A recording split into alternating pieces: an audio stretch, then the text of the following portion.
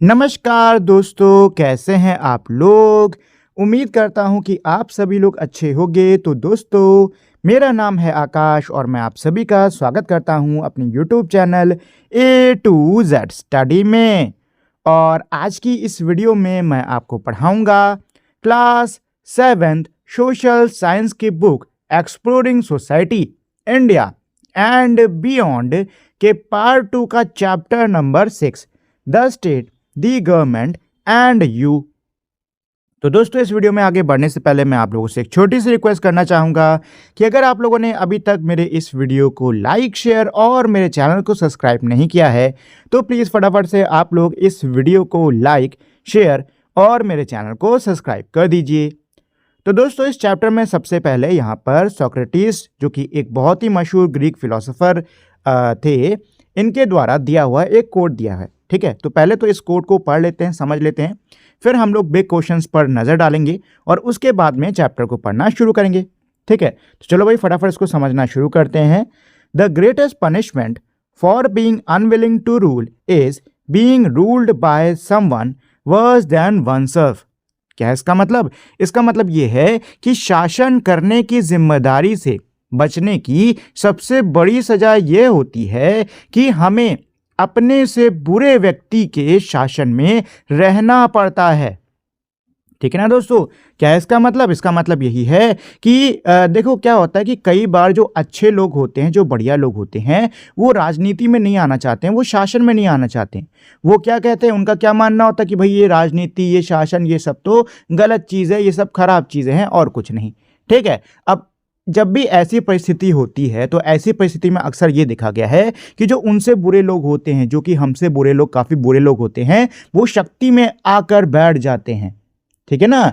इससे एक कहावत भी कही गई है कि देश का पतन तब नहीं होता जब बुरे लोग शासन में होते हैं, देश का असली पतन तब होता है जब जो अच्छे लोग हैं वो शांत रहना शुरू कर देते हैं।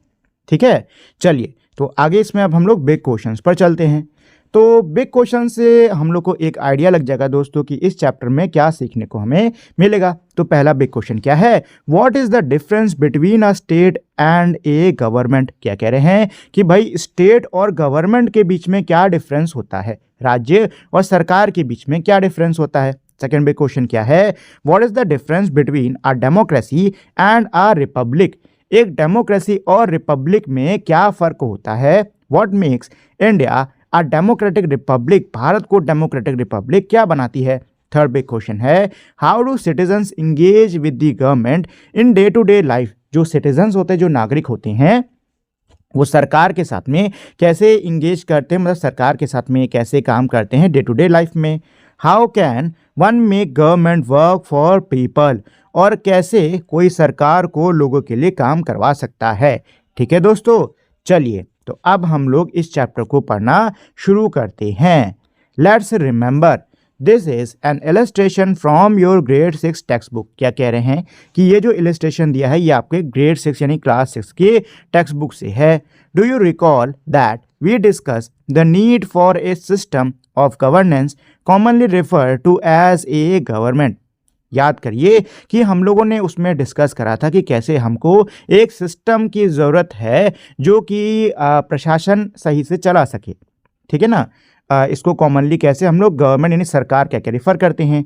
There are 3 main functions that government perform. 3 मुख्य फंक्शन, 3 मुख्य काम होते हैं जो कि सरकार करती है। मेकिंग लॉज, कानून बनाना, जो कि लेजिस्लेचर यानी कि आपके विधायिका में आता है।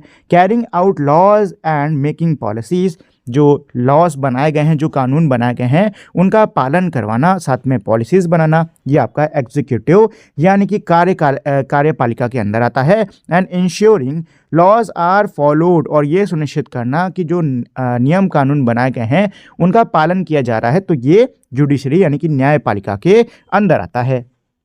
We also looked briefly at the 3 level of government in India and their functions. हमने briefly यानी कि शॉर्ट में जो भारत सरकार के जो 3 लेवल से 3 स्तर हैं उनको भी देखा, उनके काम को भी देखा। In the chapter from the rulers to the ruled type of government in part 1 of this textbook, we also come across some of the different form of government in the world. क्या कह रहे हैं कि भाई इस text book के part 1 में जो चैप्टर था हमारा from the rulers to the ruled, इस चैप्टर के अंदर दुनिया में मौजूद जो अलग अलग प्रकार की सरकारें हैं, अलग अलग प्रकार की गवर्नमेंट्स हैं, उनके बारे में भी हमने जाना, उनके बारे में भी हमने पढ़ा। We learn about democratic, monarchic, theoretic, dictatorial and oligarchic form of the government and how they function differently. Can you recount some of the differences. क्या कह रहे हैं कि भाई हमने ये भी सीखा कि डेमोक्रेटिक, मोनार्किक, थियोरेटिक, डिक्टोरियल और ओलिगार्किक जो ये है सरकार हैं, ये किस प्रकार से काम करते हैं, ठीक है, और इनके फंक्शन कैसे ही डिफरेंट होते हैं। आखिर में ये आपसे सवाल पूछ रहा है कि क्या आप कुछ डिफरेंसेस को याद कर सकते हो। तो देखो दोस्तों, डेमोक्रेटिक गवर्नमेंट कौन सी सरकार होती है, जो कि लोगों द्वारा चलाई जाती है, लोकतांत्रिक। मोनार्किक, जिसमें एक क्या होता है, शाही परिवार, राजा, ये होता है, ठीक है ना। इसके अलावा आपका थियोरोक्रेसी है, थियोरोक्रेसी जो कि उसके बेस पर होती है, क्या बोलते हैं, धर्म के एक तरीके से बेस पर होती है। और डिक्टोरियल मतलब तानाशाही। ओलिगार्की, जब जो पावर है वो एक पर्टिकुलर ग्रुप के पास में आ जाती है, उसको एलोगार्की बोलते हैं, ठीक है। तो ये थोड़ा सा शॉर्ट था हमारे हर प्रकार की गवर्नमेंट का। चलो, इन दिस चैप्टर, इस चैप्टर में we will look closely at at the difference between a state and a government. क्या कह रहे हैं कि इस चैप्टर के अंदर हम लोग करीबी से देखेंगे कि स्टेट के बीच में और सरकार के बीच में क्या फ़र्क होता है। The difference between democracy and republic, democracy और रिपब्लिक के बीच में क्या डिफरेंस होता है। And how our government is structure, और हमारी जो सरकार है, हमारी जो गवर्नमेंट है, उसका स्ट्रक्चर या उसका ढांचा कैसा है, ठीक है दोस्तों। चलिए, व्हाट इज अ स्टेट। तो सबसे पहले ये यही क्वेश्चन पूछे हैं कि आखिर ये जो स्टेट हम लोग बार बार बोल रहे हैं, स्टेट का मतलब क्या होता है, आखिर स्टेट है क्या। अ स्टेट और a nation is a political organization that has the authority to govern a defined territory and its population. अच्छा, एक चीज़, ये वाला जो स्टेट है, ये आपके राज्य वाला स्टेट से अलग है। स्टेट जो हम लोग पढ़ते नहीं है, क्या बोलते हैं, कंट्री को स्टेट में बांटा जाता है, स्टेट्स को डिस्ट्रिक्ट में बांटा जाता है, ये उस वाले स्टेट से ये एकदम अलग है, ठीक है। वहाँ पे स्टेट का मतलब क्या था, कोई जगह, लेकिन यहाँ पे स्टेट का मतलब है संस्था। क्या है, संस्था, ठीक है। तो ये कह रहे कि जो स्टेट होता है ये क्या है, स्टेट को अच्छा नेशन भी कहा जाता है, क्योंकि जो नेशन है मतलब देश है, ये भी क्या है, एक प्रकार की संस्था है, ठीक है। तो इसमें ये कह रहे कि जो स्टेट है या फिर इसको नेशन भी कहा जाता है, ये एक पॉलिटिकल ऑर्गेनाइजेशन होती है, ये एक राजनीतिक संस्था होती है, जिसके पास में अथॉरिटी होती है, जिसके पास में अधिकार होता है, शक्ति होती है कि वो किसी एक निर्धारित जगह या किसी निर्धारित जो जनसंख्या है उनको गवर्न कर सकती है, उन पर शासन कर सकती है, उनको चला सकती है। A state has 4 important part. State के अंदर 4 इंपॉर्टेंट हिस्से होते हैं। पहला हिस्सा क्या है, पीपल यानी कि लोग जो कि उस देश में रहते हैं। दूसरा है भूमि यानी कि ज़मीन। तीसरा है गवर्नमेंट यानी कि सरकार जो कि देश चलाती है। और चौथा है सॉवरेनिटी, मतलब पूरी तरीके से स्वतंत्र होना, कि आप अपनी इच्छा से फैसले ले सकते हो, कानून बना सकते हो, ये सारी चीज़ें। We often hear the word state and government use as if they means the same thing। क्या कह रहे कि हम अक्सर जो शब्द होते हैं स्टेट और गवर्नमेंट, उसका ऐसे इस्तेमाल होते हुए सुनते हैं मानो वो दोनों एक ही शब्द हों, मतलब उनका मतलब एक ही हो। But they are not truly the same, लेकिन ये असल में एक नहीं है। Even though they are closely related, वैसे तो ये बहुत ही क्लोजली मतलब बहुत ही करीबी से संबंधित हैं, लेकिन ये दोनों शब्द एक नहीं है। रोशनी दीदी, today we had a class on the difference between a state and a government. एक बच्ची है, वो पूछ रही है कि रोशनी दीदी, मतलब वो बोल रही है कि रोशनी दीदी, आज हमारे स्कूल में क्लास थी जिसमें हमको स्टेट और गवर्नमेंट के बीच का डिफरेंस बताया गया था। I am a bit confuse, मैं थोड़ी सी कन्फ्यूज हूँ।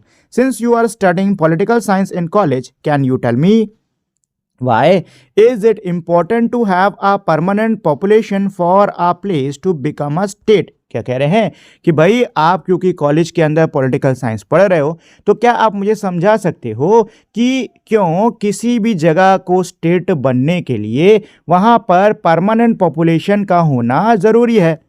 Can a state not be a place where people can just go visit and come back. क्या स्टेट कोई जगह नहीं हो सकती जहाँ पे लोग सिर्फ जाते हैं, घूमते फिरते हैं और वापस आ जाते हैं।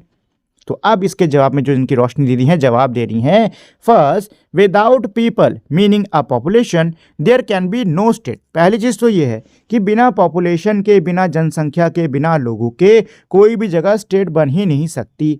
सेकंड, दूसरा, if people just go visit and then move on, then they are like tourists with no identification with the place nor anything that is common and shared. They don't live together. क्या कह रहे हैं कि दूसरी बात, अगर लोग सिर्फ वहाँ पे जा रहे हैं घूम के फिर वहाँ से चले जा रहे हैं तो वो पर्यटक की तरह हुए, वो टूरिस्ट की तरह हुए, उनकी उस जगह के साथ में कोई खास पहचान नहीं है, ना ही तो कुछ जुड़ा हुआ है उस जगह से, ना ही तो वो किसी चीज़ को शेयर करते हैं, वो साथ में नहीं रहते. But when people identify with a place और a territory and usually live there, they often form a permanent population. क्या कह रहे हैं कि लेकिन अगर लोग जो हैं उस जगह के साथ में उनकी कोई पहचान है, मतलब वो उस जगह पर अक्सर रहते हैं, मतलब वो वहाँ के रहने वाले हैं, तो फिर परमानेंट पॉपुलेशन बन ही जाती है. Such a group of people, the permanent population then develop its own culture and society. फिर लोगों का जो ऐसा ग्रुप है, मतलब समूह है, यानी कि ये जो परमानेंट पॉपुलेशन है, ये फिर वहाँ पे क्या करेंगे, ये अपने खुद के कल्चर को, संस्कृति को और समाज को वहाँ पे विकसित करेंगे. Which also identifies with that geographical defined territory, जिसको कि हम उस जगह जो भी भूगोलिक रूप से जो निर्धारित जो जगह है उसके हिसाब से जिसको हम आइडेंटिफाई करेंगे. The place where they lived, कि वो जगह जहाँ पे वो लोग रहा करते थे. ठीक है, देखो थोड़ा कंफ्यूजिंग लग रहा होगा सबका, मतलब मैं समझा देता हूँ. देखो यहाँ पे ये क्या कह रही हैं, यहाँ पे ये समझा रही हैं कि लोगों की जो पहचान होती है वो अक्सर उनकी जगह से जोड़ी जाती है. ठीक है ना, हम कहते नहीं कि हर जगह की अपनी एक संस्कृति होती है, हर जगह के अपने त्यौहार होते हैं, तौर तरीके होते हैं. तो ये बताओ, क्या ये संस्कृति उस जगह की है या फिर ये संस्कृति उस जगह पर रहने वाले लोगों की है? सीधी सी बात है, उस जगह पर रहने वाले लोगों की है. लेकिन जब भी हम कहते हैं तो हम उस जगह का जो कल्चर है, उस जगह की जो सोसाइटी है, उसको हम वहाँ के लोगों से नहीं बल्कि जगह से जोड़ दे रहे हैं. ठीक है ना दोस्तों, तो वही चीज़ यहाँ पे कह रहे हैं. ठीक है, चलो, तो अब ये बच्चा यहाँ पे पूछ रहा है what exactly is geographical defined territory, मतलब कि जोग्राफिकल डिफाइंड टेरिटरी क्या होती है. तो इसके जवाब में इनकी दीदी जवाब दे रही हैं, it is a place a geographical area that has clear boundaries. ये एक जगह है, एक भूगोलिक क्षेत्र है जिसकी क्या है, क्लियर बाउंड्रीज, यानी जिसकी सीमाएं हैं. The boundaries are not necessarily geographical features, but sort of lines that are agreed upon by the neighboring state that separate these states. अब ये भी बता रही कि बाउंड्रीज यानी कि सीमाएं क्या होती हैं. तो ये जो बाउंड्रीज हैं यानी कि जो सीमाएं हैं, ये कोई भौगोलिक फीचर नहीं होता है. मतलब ऐसा नहीं होता कि आपने मैप में देखा होगा ना कि देशों के किनारे किनारे लाइन बनी होती है, तो इसका मतलब ये नहीं कि जब आप वहाँ उस जगह पे जाओगे तो वहाँ पे भी लाइन बनी होगी. नहीं नहीं नहीं, ये एक तरीके से एक मान लो एक काल्पनिक लाइन होती है जिसको कि आस पड़ोस वाले देश मानते हैं कि हाँ भैया इस जगह से उनका देश है और इस जगह से मेरा देश है. ठीक है, ये चीज़ होती है. अब ये बच्ची पूछ रही है, so population and territory as a part of a state are clear. मतलब अब ये कह रही है कि किसी भी जगह की जो मतलब जो पॉपुलेशन होती है, जो जनसंख्या होती है, और जो टेरिटरी है यानी कि जो क्षेत्र है, ये स्टेट का ही पार्ट हुआ. ये तो क्लियर हो गया. That also then explains why the government is a part of a state. ये बात ये भी एक्सप्लेन कर देती है कि जो सरकार है वो स्टेट का हिस्सा क्यों है, but it is not the state, लेकिन वो स्टेट नहीं है. देखो, सरकार लोगों से बनती है, ठीक है, और लोग और जगह से स्टेट बनता है कि नहीं. तो इससे एक चीज क्लियर है कि जो सरकार है वो स्टेट का हिस्सा है. सरकार है वो किसका है, स्टेट का हिस्सा है. ठीक है, लेकिन वो स्टेट नहीं, क्योंकि स्टेट के अंदर लोग भी आ रहे हैं और टेरिटरी यानी कि भूमि भी आ रही है. समझे, दोनों चीज़ें आ रही हैं. चलो, because people live together they need laws to be made and implemented for the state to function. क्योंकि लोग साथ में रहते हैं तो उनको नियम कानून की ज़रूरत पड़ती है जिससे कि स्टेट जो है वो फंक्शन कर सके. Which is what the government does. और यही काम जो है गवर्नमेंट यानी कि सरकार करती है. अब यहाँ पे ये बच्चा पूछा है what does sovereignty means and why is it essential for a state. Sovereignty यानी कि संप्रभुता का अर्थ क्या होता है और किसी स्टेट के लिए यह जरूरी क्यों है. तो अब इसका जवाब देते हुए इसकी दीदी कह रही हैं sovereignty means that the state has complete control over its own matter and is able to make and implement laws in accordance with its own need. इसका मतलब क्या है कि सॉवरेनिटी का मतलब होता है कि कोई भी जो स्टेट है उस पर वो पूरे खुद के कंट्रोल में है। मतलब वो खुद के कोई भी किसी भी मामले को लेकर कोई भी कानून बना सकता है, कोई भी कानून लगवा सकता है अपनी ज़रूरतों के हिसाब से। कोई बाहरी शक्ति इसमें हस्तक्षेप नहीं कर सकती। No other state or external body can interfere in the internal affair of that state। कोई भी स्टेट मतलब कोई भी बाहरी शक्ति जो है कोई दूसरी स्टेट मतलब कोई भी बाहरी शक्ति जो है वो उस देश के वो उस स्टेट के अंदरूनी मामले में हस्तक्षेप नहीं कर सकती। That is why sovereignty is an essential feature of a state. इसीलिए जो ये सॉवरेनिटी है ये स्टेट का एक बहुत ही एसेंशियल बहुत ही महत्वपूर्ण फीचर है। सो आ स्टेट हैज़ 4 फीचर्स। क्या कह रहे हैं कि भाई जो स्टेट होता है इसमें 4 फीचर्स होते हैं। कौन कौन से? पहला तो डिफाइंड टेरिटरी मतलब कि एक निर्धारित भूमि निर्धारित जगह। परमानेंट पॉपुलेशन मतलब कि एक ऐसी जनसंख्या जो कि परमानेंट हो वहीं रहती हो। आ गवर्नमेंट सरकार and sovereignty. Don't miss out. In India the word state can refer to the Indian states और to our subcontinent units like Maharashtra, Tamil Nadu और केरला। क्या कह रहे हैं कि भारत के अंदर जो वर्ड होता है स्टेट ये रेफर किया जाता है इंडियन स्टेट्स को अक्सर। ठीक है, जो हमारे महाराष्ट्र, तमिलनाडु, केरला, उत्तर प्रदेश, उत्तराखंड ये सब नहीं होते, इनके लिए यूज होता है। Except in such cases, we have used state rather than state in this chapter following current uses। क्या कह रहे हैं कि भाई ऐसे केसेस में हम लोग स्टेट का यूज़ करते हैं। ठीक है, देखो दोनों स्टेट सेम है, बस फर्क है कि एक स्टेट में एस जो है छोटा है, एक स्टेट में एस जो है वो बड़ा है। ठीक है, तो यही कह रहे हैं कि जब भी हम ऐसे स्टेट्स यानी कि ये महाराष्ट्र, तमिलनाडु, केरला इन वाले स्टेट्स की बात करेंगे ना तब ये छोटे एस वाले स्टेट का यूज़ होगा। एक सेकेंड, छोटे वाले का कि बड़े वाले का? रुक जाओ। We use state rather than state in this chapter. अच्छा, इस चैप्टर में इस स्टेट का छोटे एस वाले स्टेट का यूज किया जा रहा है। ठीक है ना, छोटे एस वाले का यूज किया जा रहा है ये कह रहे हैं, और इनके लिए ये बड़ा एस वाला स्टेट का मतलब यूज होगा। ठीक है, ऐसा है। चलो थोड़ा कंफ्यूजिंग है लेकिन कंफ्यूज मत होना। देखो कुल मिला के ये है कि यहाँ पे इस चैप्टर में जिन स्टेट्स की बात की जा रही है, जब भी हम स्टेट की बात कर रहे हैं तो यहाँ पे स्टेट हमारा राज्यों से नहीं है, जिसके बारे में आपको चैप्टर की शुरुआत में भी बता चुका हूँ। ठीक है, यहाँ पे दूसरा स्टेट है। स्टेट मतलब जिस ऐसी जगह जहाँ पे क्या हो, परमानेंट पॉपुलेशन हो और क्या हो, भूमि हो। ठीक है, चलो व्हाट इज अ गवर्नमेंट? सरकार क्या होती है? The government is a group of people और a system that runs the country. क्या कह रहे हैं कि जो सरकार होती है वो ऐसे लोगों का समूह होता है या ऐसा एक तंत्र होता है जो कि देश को चलाता है। It includes leader, ministers and officials who make law, enforce law, resolve disputes. क्या कह रहे हैं कि इसके अंदर लीडर्स होते हैं, नेता होते हैं, मिनिस्टर्स मंत्री होते हैं और ऑफिशियल्स यानी कि अफसर होते हैं जो कि कानून बनाते हैं, कानून लगवाते हैं और जो मतभेद है उसको शांत करवाते हैं, ख़त्म करवाते हैं। The government is just one part of the state. जो गवर्नमेंट होती है, जो सरकार होती है, वो स्टेट का क्या है, बस एक हिस्सा है। But the state remains the same. लेकिन sorry it can change after election. ये लाइन मैं भूल गया था, ये भी लाइन है इसमें। It can change after election. Election के बाद में जो सरकार है वो बदलती रहती है, but the state remains the same. लेकिन जो स्टेट होता है वो सेम का सेम मतलब वो वैसा का वैसा ही रहता है। Think of the state as a school. क्या कह रहे हैं कि भाई स्टेट को आप स्कूल की तरीके से सोचो कि मान लो कि जो स्टेट है वो क्या है, फिलहाल स्कूल है। And the government as the principal and teachers. और जो गवर्नमेंट है यानी कि जो सरकार है वो प्रिंसिपल और टीचर्स हो गए। टीचर्स में come and go but the school remains. क्या कह रहे हैं, टीचर जो हैं वो आपके आते रहेंगे जाते रहेंगे, लेकिन जो स्कूल है वो तो वैसा का वैसा ही रहेगा। Why are these two words used interchangeably? क्या कह रहे हैं कि भाई ये जो दोनों वर्ड्स हैं इनको हम लोग इंटरचेंजेबली क्यों यूज़ कर रहे हैं?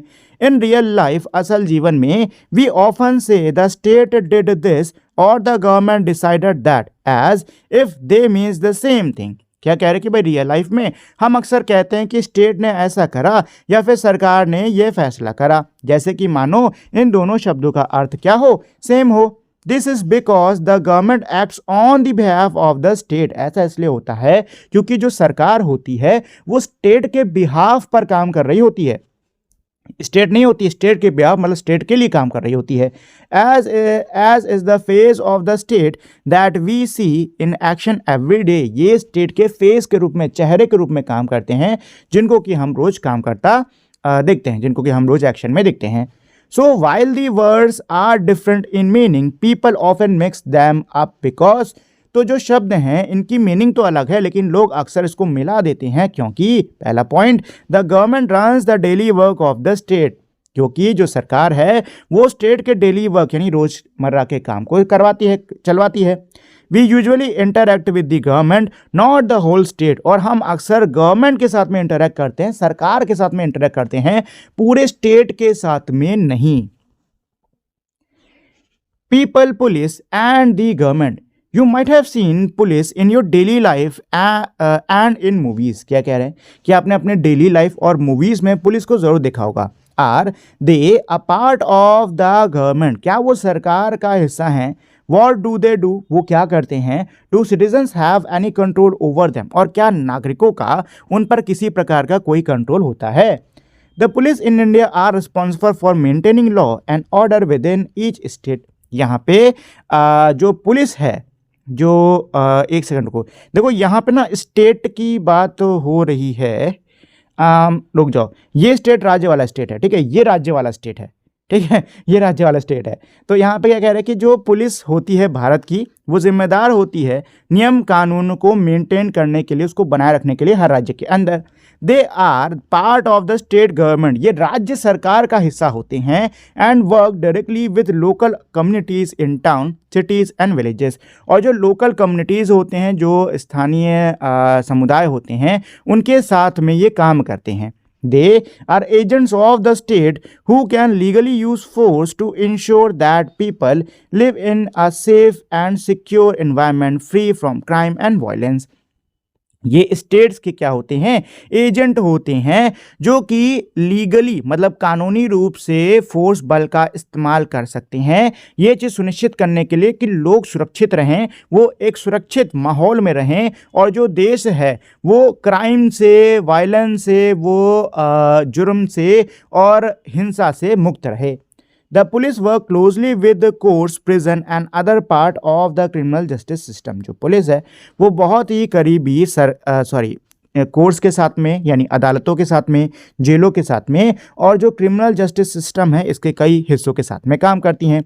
Beyond crime control, the police contribute to the social change by promoting safety, justice and better quality of a life. क्या कह रहे हैं कि भाई क्राइम कंट्रोल के अलावा पुलिस जो है वो समाज के बदलाव में भी काफ़ी उनका योगदान रहता है, ये चीज़ सुनिश्चित करके, इस चीज़ को बढ़ावा देकर कि सुरक्षा बनी रहे, न्याय बना रहे, और लोगों के जो जीवन है उसका जो गुण है वो बेहतर हो, ठीक है, मतलब लोगों के जीवन की गुणवत्ता बेहतर हो। फॉर एग्जाम्पल, उदाहरण के लिए, awareness program on road safety, drug abuse and women safety are part of their work. उदाहरण के लिए अवेयरनेस प्रोग्राम यानी रोड सेफ्टी को लेकर जो जागरूकता अभियान होते हैं, इसके अलावा ड्रग्स का जो अब्यूज़ है और महिलाओं की जो सुरक्षा है, ये सब उन्हीं के काम का हिस्सा है। However they must respect and protect rights guaranteed under the constitution, लेकिन उनको संविधान के अंदर जो राइट्स दिए गए हैं, जो अधिकार दिए गए हैं, उनका सम्मान करना है और उनकी रक्षा करनी है। Let's explore, make list of different government departments you are familiar with or whose name you may have seen on board around your home or on your way to school। क्या कह रहा है कि आपको अलग अलग सरकारी महकमे जिनके बारे में आप जानते हो, या फिर जिनके नाम को आप जब स्कूल जा रहे होते हो या घर के आसपास आपने अलग अलग बोर्ड्स पर देखा है, तो उनके बारे में मतलब उनकी आपको एक लिस्ट बनानी होगी। What function do you think they perform? क्या लगता है आपको वो कौन से फंक्शंस परफॉर्म करते हैं?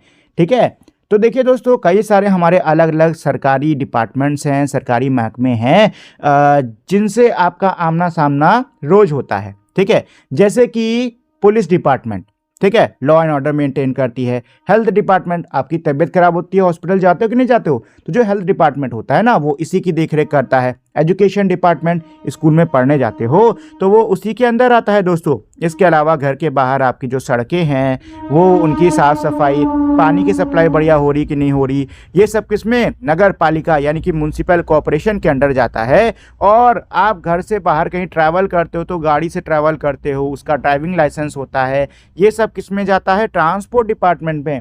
और आखिरी में आपके घर में लाइट आती कि नहीं आती है, तो उससे जो आप घर के अलग अलग अप्लाइंसेस चलाते हो, आप टीवी फ्रिज बाकी सब चलाते हो, तो ये जो लाइट होती है, ये जो बिजली होती है, इलेक्ट्रिसिटी होती है, ये सप्लाई किसके अंदर, इलेक्ट्रिसिटी डिपार्टमेंट के अंडर में होती है।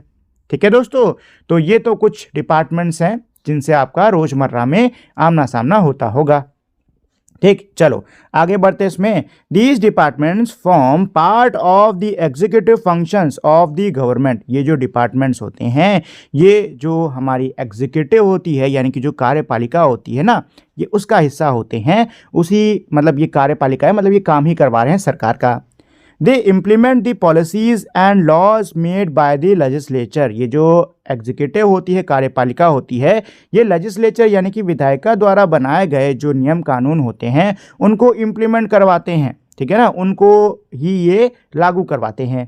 The judiciary in turn ensure that these laws are followed. जो जुडिशरी होती है यानी कि जो न्यायपालिका होती है, वो ये चीज़ सुनिश्चित करती है कि इन नियम कानूनों का पालन करा जा रहा है या नहीं।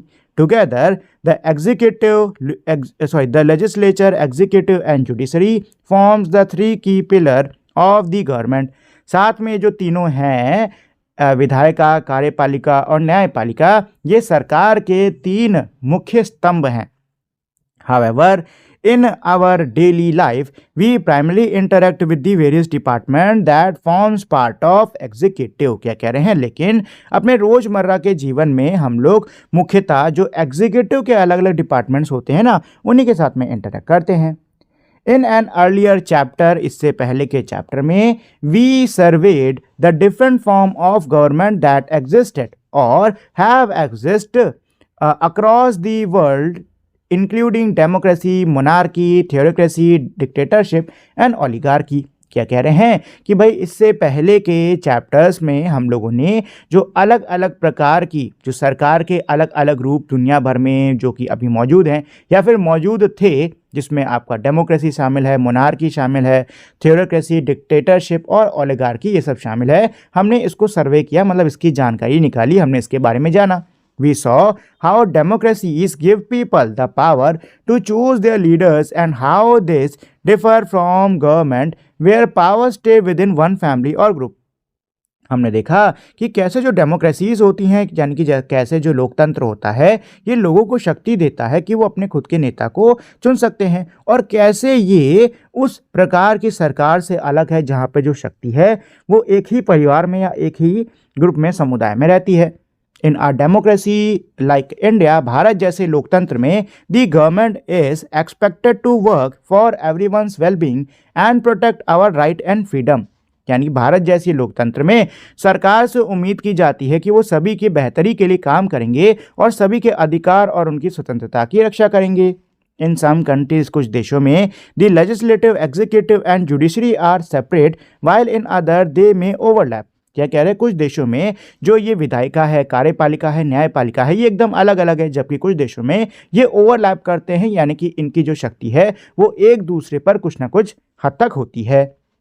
Democracy and Republic. तो दोस्तों अब हम लोग डेमोक्रेसी और रिपब्लिक क्या होता है इसको पढ़ने वाले हैं। ठीक है, लोकतंत्र और गणतंत्र। चलो, your text book carries the preamble of the constitution. आपके टेक्स्ट बुक में संविधान का जो प्रिम्बल है वो दिया हुआ है। Notice how the constitution maker use the word democratic and Republic together. Notice करो कि कैसे जो संविधान बनाने वाले लोग हैं उन्होंने जो डेमोक्रेटिक और रिपब्लिक वर्ड है इनको कैसे साथ में इस्तेमाल किया है। Why did they when democracy and republic are often use interchangeably. ऐसा इन्होंने क्यों करा, जबकि जो ये दोनों शब्द हैं डेमोक्रेसी और रिपब्लिकली, इनका हम क्या करते हैं, इंटरचेंजली, मतलब कि एक दूसरे की जगह पे यूज़ करते रहते हैं। Though political scientist discuss the distinction between these two concept in detail, we will look at it in simplified way. क्या कह रहे हैं कि जो पॉलिटिकल साइंटिस्ट होते हैं, यानी कि ऐसे लोग जो कि राजनीति पे काफ़ी अध्ययन करते हैं, उसके बारे में काफ़ी बात करते हैं, वो इस दोनों शब्दों के बीच में जो भेद है उसको काफ़ी डिटेल में पढ़ेंगे। लेकिन यहाँ पर जो हम है ना, वो हम बहुत ही सिंपल रूप में इस चीज़ को देखते हैं। British rule in India persist for nearly 2 centuries. Bharat के अंदर जो अंग्रेज़ों का राज था, जो ब्रिटिश रूल था, वो तकरीबन 2 सेंचुरीज यानी 200 वर्षों तक रहा है। When India got independence, she did not blindly adopt the British parliamentary system. जब भारत को आज़ादी मिली है, तब भारत ने आंख बंद करके जो ब्रिटिश का पार्लियामेंट्री सिस्टम था उसको अडॉप्ट नहीं किया, मतलब उसको नहीं लिया।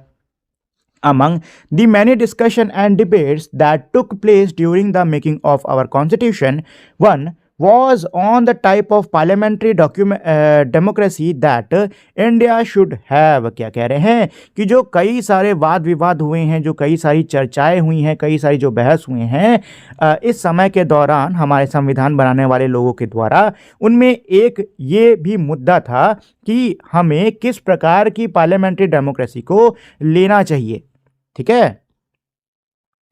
People in both India and the UK elected their representative and the government is accountable to parliament। क्या कह रहे हैं, दोनों ही देशों में, भारत और यूके दोनों ही देशों में जो रिप्रेजेंटेटिव होते हैं, सरकार मतलब जो रिप्रेजेंटेटिव होते हैं, उनको जो लोग हैं वो चुनते हैं। ठीक है। और जो सरकार जो होती है वो अकाउंटेबल होती है, यानी कि पार्लियामेंट संसद की तरफ उनकी जवाबदेही होती है। The British however have had a monarch, a king और a queen as the head of the state for centuries. लेकिन जो ब्रिटिश थे, जो ये अंग्रेज थे, इनमें मोनार्क कई सदियों से जो मोनार्क है वो हेड ऑफ द स्टेट होता था। मोनार्क यानी कि जो राजा है, राजा या रानी, ये हेड ऑफ द स्टेट होते थे। ऑन दी अदर हैंड, वहीं दूसरी तरफ, the maker of our constitution decided that India's head of the state, the president, would be elected not directly by the people but by the group of the elected representative. वहीं दूसरी तरफ जो संविधान बनाने वाले थे, उन्होंने फैसला करा कि इंडिया का जो हेड ऑफ द स्टेट होगा वो प्रेसिडेंट होगा। ठीक है ना। और उसको इलेक्ट किया जाएगा, चुना जाएगा लोगों के द्वारा, डायरेक्टली नहीं, बल्कि उन लोगों के द्वारा जिनको कि हमने चुना है, वो प्रेसिडेंट को चुनेंगे। ठीक है। देखो, हम लोग अपने रिप्रेजेंटेटिव को चुनते हैं और जो हमारे द्वारा चुने हुए रिप्रेजेंटेटिव होते हैं ना, वो जाके प्रेसिडेंट को चुनते हैं। ठीक है। This bring us to the difference between our democracy and republic. और यही जो है, ये हमको डेमोक्रेसी और रिपब्लिक के बीच का जो डिफरेंस है ना, उस पर लेकर आता है। The core idea of our democracy is rule by the people. जो कोर आइडिया है डेमोक्रेसी का, लोकतंत्र का, वह है रूल बाय द पीपल, यानी कि लोगों के द्वारा चलाया जाने वाला शासन। ठीक है। जिसमें डेमोस का मतलब क्या होता है, पीपल, और क्रेटोस का मतलब होता है rule. In our democracy people have the power to choose their government through free and fair election. Democracy में यानी लोकतंत्र में लोगों के पास में शक्ति होती है कि वो अपने सरकार को चुनाव के द्वारा चुन सकते हैं। ठीक है। एक स्वतंत्र और एक जस्ट, मतलब कि एक सही चुनाव के द्वारा चुन सकते हैं। इन ए रिपब्लिक, गणतंत्र में, the head of the state, the highest office, is elected and not hereditary. क्या कह रहे हैं, रिपब्लिक के अंदर, गणतंत्र के अंदर भी ऐसा ही होता है कि जो हेड ऑफ द स्टेट होता है ना, इसको इलेक्ट किया जाता है और ये हेरिडेटरी नहीं होता है। हेरिडेटरी मतलब कि ऐसा नहीं होता है कि पिता के बाद में बेटा बनेगा। Very simple. A republic is a form of government where the head of the state is elected directly or indirectly by the people rather than being a king or queen who inherit। क्या कह रहे हैं कि भाई साधारण शब्दों में कहें तो रिपब्लिक यानी कि गणतंत्र सरकार का एक ऐसा रूप है जहां पे जो हेड ऑफ द स्टेट होता है उसको लोगों द्वारा चुना जाता है, डायरेक्टली या इनडायरेक्टली। ठीक है। और जो राजा या रानी है वो पावर को, शक्ति को इनहेरिट नहीं करते, मतलब उनको विरासत में शक्ति नहीं मिलती। Moreover, in a republic there are limitation set on the power of ruler through a constitution और लॉ। इसके साथ में रिपब्लिक में यानी गणतंत्र में जो शासक होता है उसकी शक्ति पर पाबंदियां लगाई जाती हैं, सीमाएं लगाई जाती हैं संविधान के द्वारा या फिर कानून के द्वारा। Note that a country can be both a democracy and a Republic. ध्यान रहे कि जो देश होता है वो डेमोक्रेसी यानी लोकतांत्रिक और साथ ही में रिपब्लिक यानी गणतंत्र दोनों हो सकता है।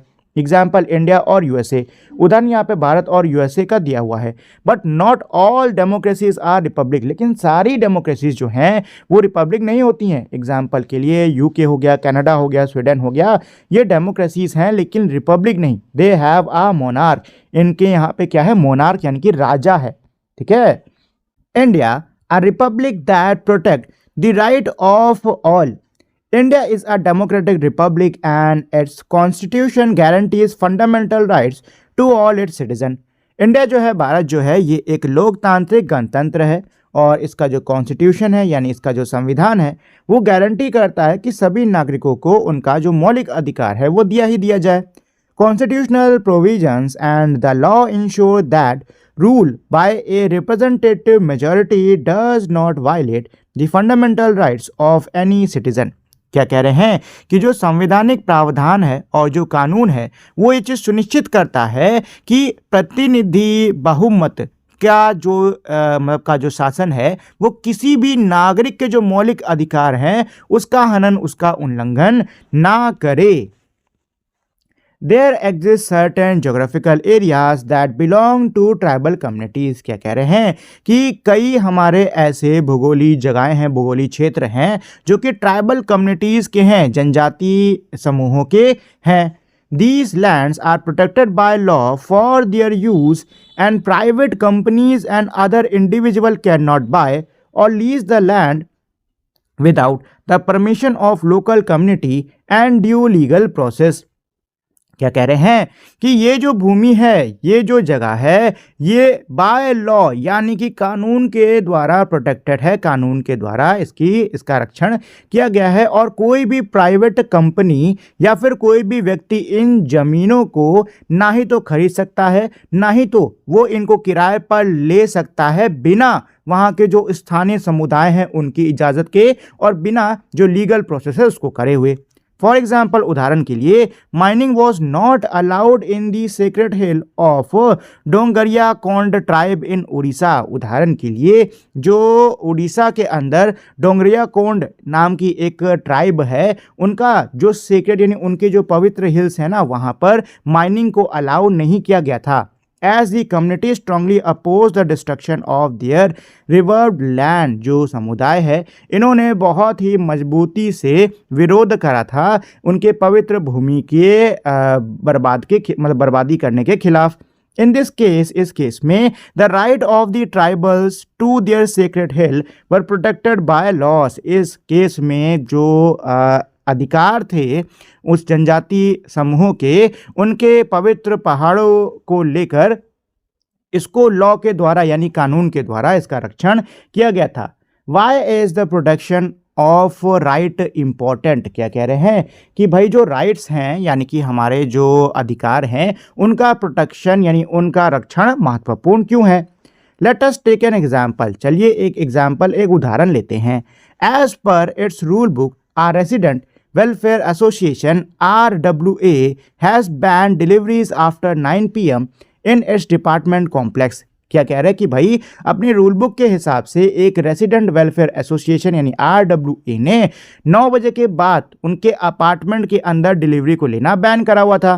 This rule was based on A majority vote. ये जो रूल है ये मेजॉरिटी वोट पर बेस्ड था, मतलब मेजॉरिटी जो लोग हैं उन्होंने आके कहा था कि हाँ भाई इस कानून को लगा दो।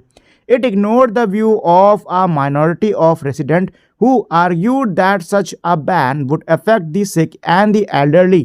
क्या कह रहे हैं कि भाई जो माइनॉरिटी हैं उस रेसिडेंट के, उनके व्यू को इसमें इग्नोर करा गया था। उनका क्या व्यू था कि भाई ऐसा जो बैन है, जो बीमार हैं, जो बड़े बुजुर्ग हैं, उनके लिए उनको ये इफेक्ट कर सकता है, उनके लिए हो सकता है ये सही ना हो। Was this a fair rule? क्या ये एक फेयर रूल है? वन नाइट, एक रात, an elderly resident collapse because of low blood sugar as the medicine she needed could not be delivered to her flat in time. क्या कह रहे हैं, एक रात एक बूढ़ी जो महिला थी वो लो ब्लड प्रेशर की वजह से कोलैप्स हो गई। क्यों? क्योंकि उनकी जो दवा थी वो डिलीवर्ड नहीं हुई उनकी फ्लैट पर टाइम पर। क्यों? क्योंकि भाई रात में तो इनका रूल था ना कि 9 बजे के बाद कोई डिलीवरी नहीं होगी। The RWA modified its rule to include food and medicine from the ban to exclude food and medicine from the ban, protecting the voice of the majority। अब जो RWA हैं इन्होंने अपने रूल को मॉडिफाई किया, इन्होंने अपने नियम को मॉडिफाई करा और इसमें अब इन्होंने खाने और दवा को बाहर कर दिया कि रात में 9 बजे के बाद अब आप खाने और दवाई की डिलीवरी ले सकते हो। ठीक है, ताकि माइनॉरिटीज़ जो हैं उनकी भी रक्षा की जा सके। चलो, remember the government can use force to maintain law and order but the constitution limits its power. क्या कह रहे हैं? ध्यान रहे, सरकार जो है वो बल का इस्तेमाल तो कर सकती है नियम कानून बनाए रखने के लिए, लेकिन संविधान ने उस पर इनकी शक्ति पर सीमा लगाई है। Otherwise elected members and the government officers might use their power unchecked which would threaten citizens right. नहीं तो जो सरकार है और जो सरकारी अफसर हैं वो अपनी शक्ति का अंधाधुंध इस्तेमाल करेंगे जिससे कि नागरिकों के अधिकार पर खतरा आ सकता है। So, in a democratic republic, we have a government where the elected representative of the people take decisions within a framework defined by the constitution। तो रिपब्लिक डेमोक्रेटिक यानी कि लोकतांत्रिक गणतंत्र के अंदर जो सरकार होती है, सरकार में जो इलेक्टेड रिप्रेजेंटेटिव्स होती हैं वो फैसले ले सकती हैं, लेकिन जो फैसले वो लेंगे वो संविधान के ढांचे के अंदर रहकर ही लेंगे। That's a republic in action, where the rule of the law is more powerful than the wishes of the majority। क्या कह रहे हैं कि रिपब्लिक जो होता है, गणतंत्र जो होता है, वो ऐसे ही काम करता है जहां पर जो बहुमत की इच्छाएं हैं उनसे ज़्यादा शक्तिशाली नियम कानून होते हैं। This is how Republic like India, France and USA defend against the dominance of the majority. और इसी तरीके से जो गणतंत्र देश हैं जैसे कि भारत, फ्रांस और अमेरिका, ये बहुमत के दबदबे से खुद को बचा के रखते हैं। It stops the powerful majority from unfairly hurting the right of the smaller group। और ये जो है जो शक्तिशाली बहुमत हैं उनको गलत तरीके से जो छोटे समुदाय हैं, छोटे जो ग्रुप्स हैं, उनके अधिकारों को नुकसान पहुंचाने से ये रोकता है। The Constitution ensure that no part of the government became too powerful। जो संविधान है वो ये चीज़ पक्की करता है, वो ये चीज़ सुनिश्चित करता है कि सरकार का कोई भी हिस्सा बहुत ज़्यादा शक्तिशाली ना बन जाए। The elected leaders cannot pass laws that go against people basic right like freedom of speech, religion और equality before law। जो इलेक्टेड लीडर्स हैं वो अंधाधुंध मतलब आंख बंद करके ऐसे ही कोई भी लॉ ना पास कर दें जो कि लोगों के जो बेसिक राइट्स हैं जैसे कि freedom of speech, religion, equality before law, इन सब के खिलाफ जाए। Don't miss out. In 1782, as the American War of Independence against Britain was ending, with General George Washington leading the army, one of his officers wrote to him suggesting that he should become the king of America। क्या कह रहे हैं? 1782 में जब America की जो आज़ादी की लड़ाई थी ब्रिटेन के खिलाफ, जब उसका अंत होने वाला था, तब जनरल जॉर्ज वॉशिंगटन जो कि उस समय अमेरिकन आर्मी का नेतृत्व कर रहे थे, तो इनको इनका एक अफसर लिख कर देता है कि ये अमेरिका के क्या बन जाएं? राजा बन जाएं। Washington firmly refuse. वॉशिंगटन जो है वो इसको मना कर देते हैं, saying that such a plan would harm the country. ये कहते हुए कि ऐसा जो प्लान है वो देश को नुकसान पहुंचाएगा। And that he believed only in a government by the people under a constitution. और ये कहते हैं कि वो सिर्फ और सिर्फ ऐसी सरकार में भरोसा करते हैं जो कि लोगों की हो, संविधान के अंदर। Washington thus showed his deep commitment to a republic form of the government many years before he was chosen as the first president of the United States in 1789। Washington जो हैं इसी तरीके से इनकी जो कमिटमेंट है सरकार के रिपब्लिकन रूप यानी गणतंत्र रूप को लेकर उसको ये दर्शाते हैं। और ये कई वर्षों बाद में आगे चल के ये अमेरिका के पहले प्रेसिडेंट भी बने थे 1789 में। ठीक है दोस्तों, चलो।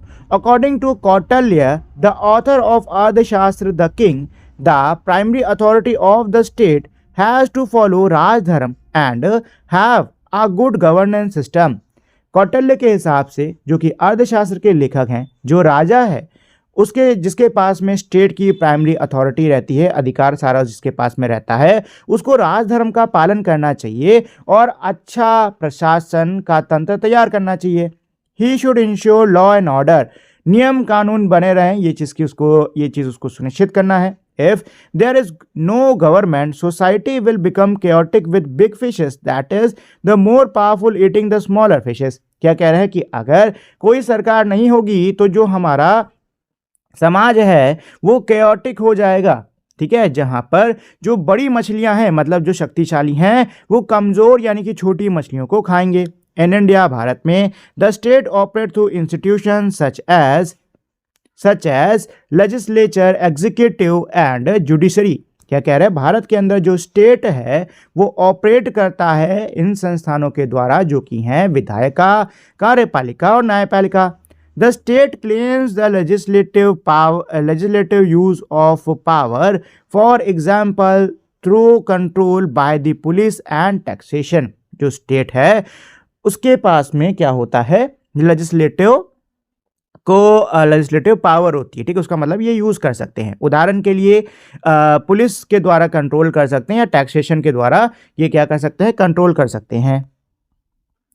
Legislature, the law making body. तो अब हम लोग लेजिस्लेचर यानी कि विधायिका के बारे में पढ़ने वाले हैं। The legislature is the branch of the government that makes laws for the country. जो लेजिस्लेचर है यानी कि जो विधायिका है, ये सरकार का वो अंग है जो कि देश के लिए कानून बनाता है। इन अ डेमोक्रेसी, लोकतंत्र में, the legislature represents the people and create rules that applies to everyone. जो लेजिस्लेचर है यानी जो विधायिका है, ये लोगों को रिप्रेजेंट करता है और ऐसे रूल्स को बनाता है जो कि सभी पर अप्लाई होते हैं, सभी पर लागू होते हैं। It ensures that the governance happens through well-defined laws rather than personal wishes or arbitrary decisions। क्या कह रहे हैं कि ये चीज़ सुनिश्चित करता है कि जो गवर्नेंस है यानी कि जो प्रशासन है वो अच्छे से डिफाइन किए हुए, अच्छे से बनाए गए लॉ से चले, ना कि किसी की पर्सनल इच्छाओं पर, ना कि किसी के इच्छाओं पर और ना ही जल्दीबाजी में लिए हुए फैसलों पर। The state to have their own legislature. जो स्टेट्स होते हैं, अब यहाँ पे जो स्टेट्स हैं ना, ये राज्य वाले हैं कि जो राज्य होते हैं उनके खुद के भी विधायिका होती हैं। दे मे लॉस ओनली फॉर स्टेट। वो स्टेट के लिए यानी कि राज्यों के लिए ही कानून बनाते हैं। यहाँ पे स्टेट राज्य वाला है, ध्यान रहे। Executive, the law implementing and policy making body. The executive organ is primarily responsible for implementing or executing the law formulated by the legislature and taking policy decisions। क्या कह रहे हैं कि जो एग्जीक्यूटिव होती है वो सरकार का, मतलब ये सरकार का वो अंग है जो कि लेजिस्लेचर यानी विधायिका द्वारा बनाए गए कानूनों का पालन करवाता है, उनको इम्प्लीमेंट यानी उनको लागू करवाता है। ठीक है दोस्तों, और ये पॉलिसी डिसीजंस भी लेता है। The executive, political and permanent.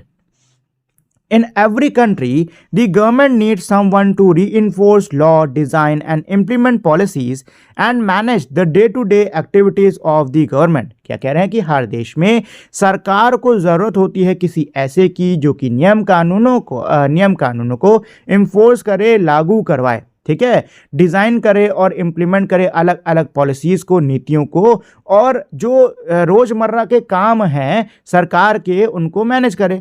The executive does this important job. जो एग्जीक्यूटिव होती है यानी कि जो कार्यपालिका होती है वो इस महत्वपूर्ण कार्य को करती है। The executive is not just one person और one group, rather it has two parts that work together, the political executive and the permanent executive. क्या कह रहे हैं कि जो एग्जीक्यूटिव होती है, जो कार्यपालिका होती है, वो कोई एक अकेला व्यक्ति या कोई एक अकेला समुदाय नहीं है, बल्कि ये दो हिस्सों में बटा होता है। मतलब इसका जो काम है वो दो हिस्सों में होता है और ये दोनों हिस्से एक दूसरे के साथ में काम करते हैं। ये दो हिस्से क्या हैं? Political executive and permanent executive. While the Constitution of India does not explicitly define the political executive and the permanent executive, this distinction is an inherent part of the India's parliamentary system, derived from the Constitution principles and the governance conventions. क्या कह रहे हैं कि भाई जो संविधान है वैसे तो उसमें खास तौर से जो पॉलिटिकल एग्जीक्यूटिव क्या होगी, परमानेंट एग्जीक्यूटिव क्या होगी, इसको डिफाइन नहीं किया गया है, लेकिन इनका जो डिस्टिंक्शन है वो हमें इंडिया का जो पार्लियामेंट सिस्टम है, इंडिया का जो संसद का तंत्र है, उसमें हमें साफ तौर पे देखने को मिलता है. ठीक है. Political executive. The political executive consist of leaders who are elected by the people. क्या कह रहे हैं कि जो पॉलिटिकल एग्जीक्यूटिव होती है यानी कि जो राजनीतिक कार्यपालिका होती है, इसमें लीडर्स आते हैं जिनको कि लोगों द्वारा चुना जाता है. These include the Prime Minister, Chief Minister and their ministers as well as the President and the Governor. इसमें प्राइम मिनिस्टर, चीफ मिनिस्टर, उनके जो मंत्री हैं, उनका मंत्रिमंडल जो है, इसमें प्रेसिडेंट और गवर्नर्स ये सब आते हैं. These elected leaders are responsible for making big decisions including new laws, setting goals for the country and representing India in other countries. ये जो इलेक्टेड लीडर्स होते हैं यही जिम्मेदार होते हैं बड़े बड़े फैसलों को लेने के लिए, नए नए कानूनों को बनाने के लिए, जो लक्ष्य है देश का उसको रखने के लिए. इसके अलावा भारत को विदेशों में रिप्रेजेंट करने के लिए यही जो नेता है ना, ये जिम्मेदार होते हैं. Since they are chosen in election they stayed in power for fix time. क्योंकि इनको इलेक्शन में चुना गया है तो ये फिक्स समय के लिए ही पावर में रहते हैं. यूजुअली 5 years, अक्सर ये होता है 5 साल का. Unless they are re-elected or dismissed by the president. Unless re-elect हो रहा है, मतलब फिर से इलेक्शन हो रहा है, या फिर प्रेसिडेंट द्वारा इनको डिसमिस कर दिया गया है तब. Their power depends on the trust and the support of the people. इनकी जो शक्ति होती है वो लोगों के विश्वास और उनके सपोर्ट पर ही डिपेंडेंट होती है. Permanent executive. The permanent executive include government officers who are not elected but are selected through examinations like those conducted by the Union Public Service Commission UPSC. They are also called bureaucrats or civil servants. क्या कह रहे हैं कि भाई जो permanent executive होती है इसके अंदर जो सरकारी अफसर होते हैं, जो कि चुनाव से नहीं बल्कि जो कि एग्जामिनेशन देकर आते हैं, जैसे कि यूनियन पब्लिक सर्विस कमीशन यानी कि यूपीएससी द्वारा जो एग्ज़ाम कराया जाता है ना, ऐसे एग्ज़ाम देकर जो ये आते हैं वो शामिल हैं. इनको ब्यूरोक्रेट्स कहा जाता है या फिर सिविल सर्वेंट्स कहा जाता है. Unlike politicians, these officers are not removed or replaced after every election. क्या कह रहे हैं? नेताओं की तरह इन अफसरों को हर इलेक्शन के बाद में बदला नहीं जाता. They work in the background to keep the government running smoothly, no matter which party is in power. ये बैकग्राउंड में काम करते रहते हैं ताकि जो सरकार है वो स्मूथली काम कर पाए. इससे मतलब नहीं कि कौन सी पार्टी जो है वो पावर में है. Their job is to offer expert advice, implement policies and manage public services. इनका काम क्या होता है? इनका काम होता है एडवाइस, सलाह देने का, जो पॉलिसीज़ हैं उनको इम्प्लीमेंट कराने का, जो नीतियाँ उनको इम्प्लीमेंट कराने का, और जो पब्लिक सर्विसेज हैं उनको मैनेज करने का. Some key functions of the bureaucracy are. Bureaucracy के कुछ की फंक्शंस हैं, जो कि पहला है implementing laws, policies and schemes. मतलब जो कानून है, जो नीतियां हैं, जो स्कीम्स हैं, उनको इम्प्लीमेंट कराना. Bureaucrats ensures that law and government program and scheme passed by the political executive are appropriately implemented across the country. जो ब्यूरोक्रेट्स होते हैं वो ये चीज़ सुनिश्चित कराते हैं कि जो कानून है या फिर सरकार का कोई प्रोग्राम है या फिर स्कीम है जिसको कि पॉलिटिकल एग्जीक्यूटिव द्वारा पास कराया गया है वो सही से देश भर में चलाया जाए. सेकंड क्या है? Creating a link between citizen and government through various departments and field office. Bureaucrats interact with the public delivery service such as public schools, roads and hospitals and address grievances. क्या कह रहे हैं कि अलग अलग महकमों के अलग अलग महकमों के द्वारा और जो अलग अलग फील्ड ऑफिसर्स होते हैं इनके द्वारा जो ब्यूरोक्रेट्स होते हैं वो जो पब्लिक है यानी कि जो जनता है इनके संपर्क में आते हैं, उनको अलग अलग सेवाएं मुहैया कराते हैं, जैसे कि पब्लिक स्कूल हो गया, रोड हो गए, हॉस्पिटल्स हो गए, और उनकी जो ग्रीवेंसेस हैं, मतलब उनकी जो परेशानियां हैं, उनको भी ये एड्रेस करते हैं, उनको भी सुलझाते हैं।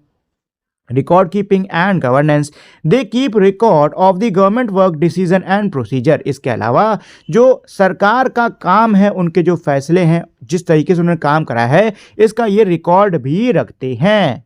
ठीक है, अब देखो इस पेज के ऊपर यहाँ पे ऑर्गेनाइजेशन चार्ट दिया हुआ है, किसके? हेल्थ फैमिली वेलफेयर सर्विस उनका। ठीक है, तो ये देखो भाई साहब, ये देखो कितने सारे लोग हैं। ठीक है, मतलब यहाँ पे डिपार्टमेंट के भी डिपार्टमेंट है, देख रहे हो आप लोग, यहाँ पे डिपार्टमेंट की भी डिपार्टमेंट है, इतने सारे लोग हैं। ठीक है, तो इससे आप समझ सकते हो कि जो ये पूरा सिस्टम होता है कितना ज़्यादा कॉम्प्लेक्स होता है। ठीक है, देखो ये कॉम्प्लेक्स भी है, साथ में सिंपल भी है। ठीक है ना, बस ये आपको ध्यान देना कि हर चीज़ के लिए डिपार्टमेंट है, और डिपार्टमेंट के भी डिपार्टमेंट है, मतलब वहाँ पे अगर कोई भी काम हो रहा है ना, तो उसको भी देखने वाले, उसको भी रिकॉर्ड करने वाले अलग अलग डिपार्टमेंट हैं। ठीक है, चलो आगे बढ़ते हैं। इसमें क्या कह रहे हैं? The bureaucracy is a hierarchical structure as can be seen in this chart. क्या कह रहे हैं कि जो ब्यूरोक्रेसी होती है ये एक हायरार्किकल स्ट्रक्चर होता है। अच्छा, हायरार्किकल स्ट्रक्चर किसको बोलते हैं?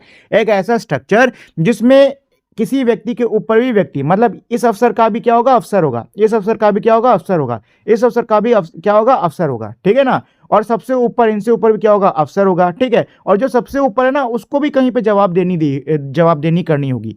ठीक है, तो इसी सिस्टम को हम लोग बोलते हैं हायरार्किकल सिस्टम या हायरार्किकल स्ट्रक्चर। ठीक है, such structure exist at the level of district and block too. ऐसा जो स्ट्रक्चर है, ऐसा जो ढांचा है, ये हमको ब्लॉक और डिस्ट्रिक्ट के लेवल पर भी देखने को मिल जाता है।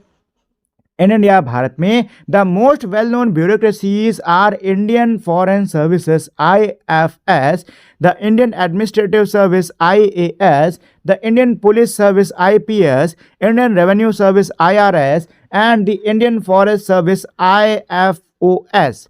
तो यहाँ पे ऐसी कुछ ब्यूरोक्रेसीज के एग्जाम्पल दिए हुए हैं कि भाई भारत में बहुत ज़्यादा जानी मानी जो कुछ ब्यूरोक्रेसीज हैं, उनमें आता है आपका IFS, IAS, IPS, IRS और IFOS। ठीक है, there are large number of officers working in the system. इन सिस्टम्स में, इन तंत्रों में बहुत ज़्यादा संख्या में अफसर जो हैं वो काम करते हैं।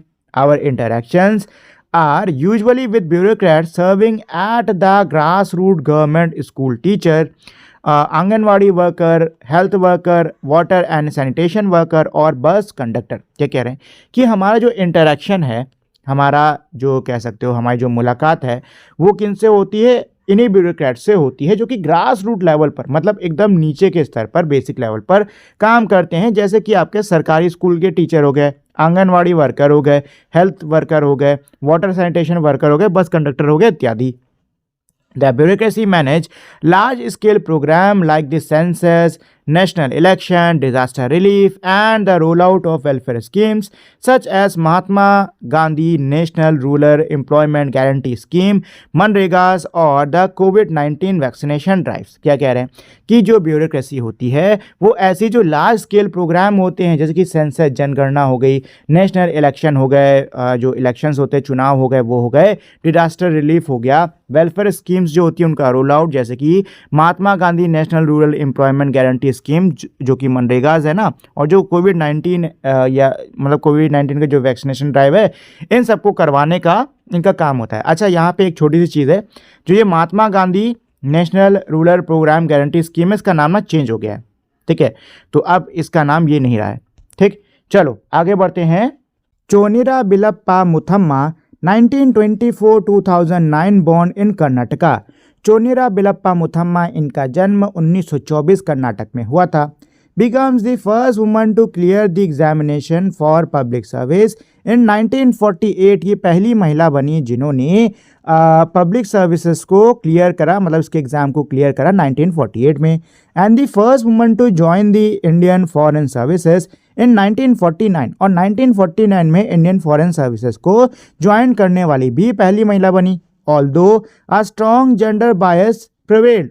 हालांकि उस समय भी स्ट्रॉन्ग जेंडर बायस, यानी कि काफ़ी कह सकते हो ज़्यादा जो लिंग भेद है वो हुआ करता था। Women for instance were made to sign an undertaking that they would resign if they got married as C B Muthamma wrote later.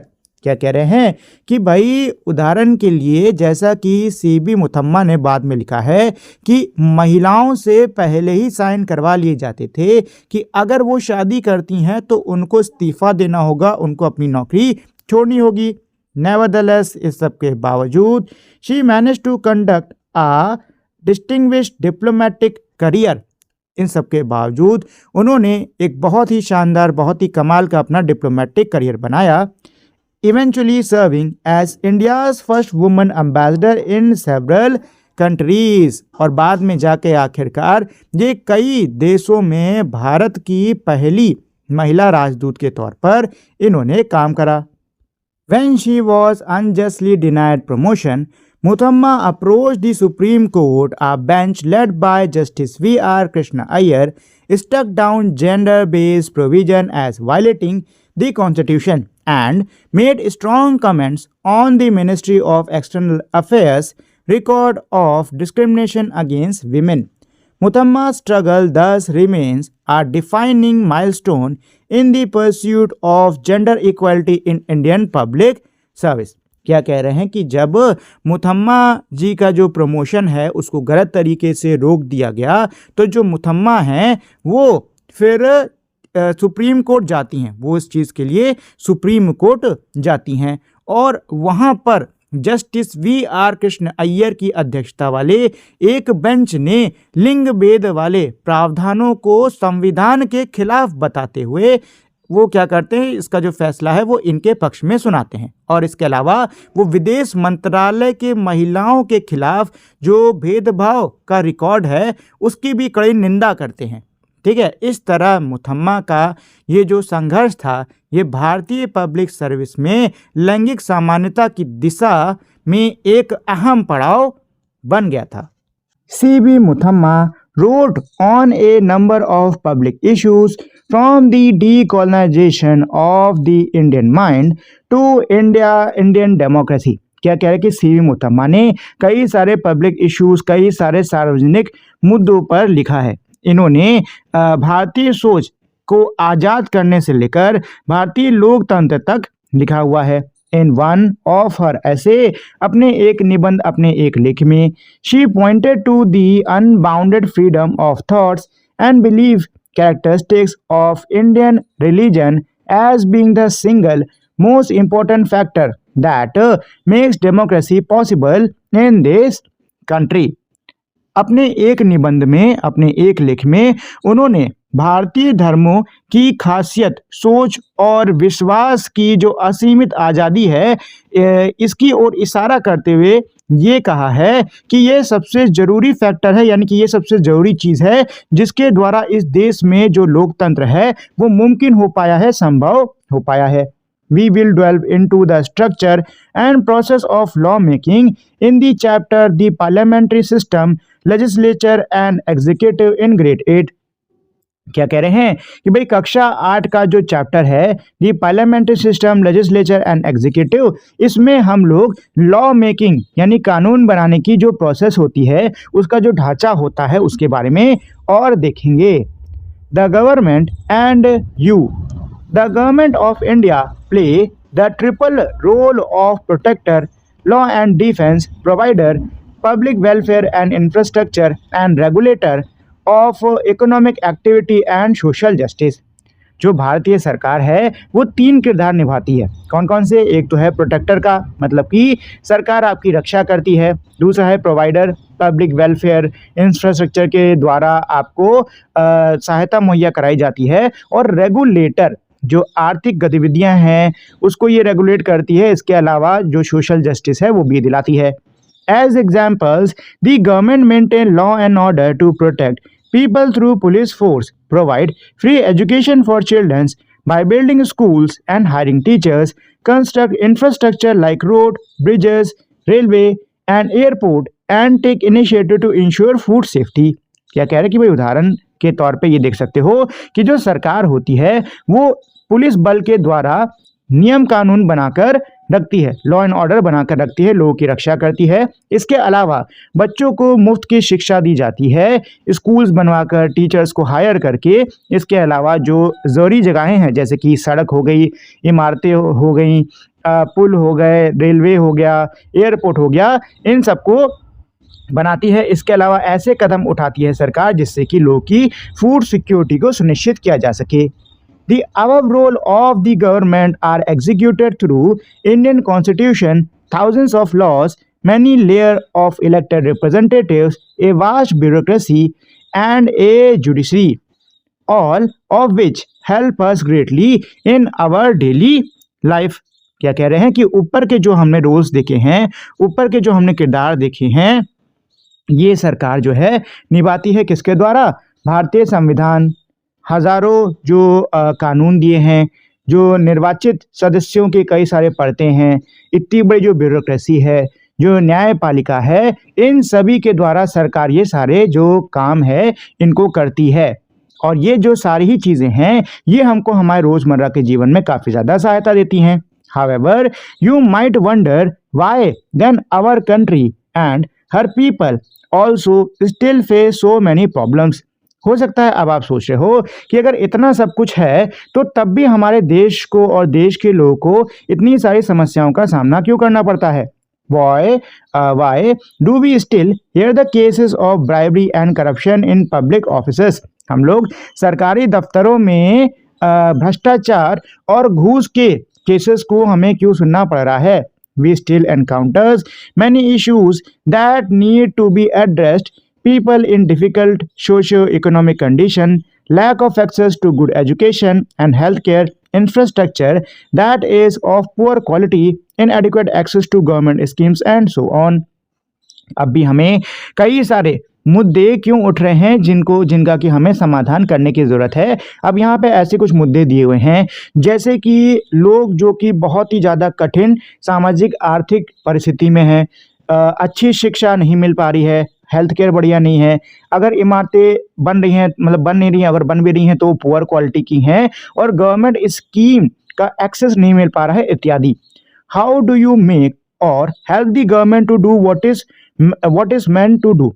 क्या कह रहे कि आप सरकार से कैसे करवा सकते हो या फिर आप सरकार की सहायता कैसे कर सकते हो वो करने में जिसके लिए सरकार है। How do you ensure that your grievance with the government are address? आप यह कैसे सुनिश्चित कर सकते हो कि आपका जो ग्रीवेंस है, आपकी जो समस्या है सरकार के साथ में, वो एड्रेस्ड हो, मतलब कि उसको सरकार सुने। Here are few things you can do। यहाँ पे कुछ दी हुई हैं जो कि आप कर सकते हो। जैसे कि सबसे पहले है इसमें grievance redressal। Many government department have grievance redressal office where you can file your grievance। क्या कह रहे हैं? हमारे ज़्यादा जो या फिर कई सारे जो सरकारी महकमे होते हैं उसमें एक ऑफिस होता है जहाँ पे जाके आप अपनी सारी समस्याओं को दर्ज करा सकते हो।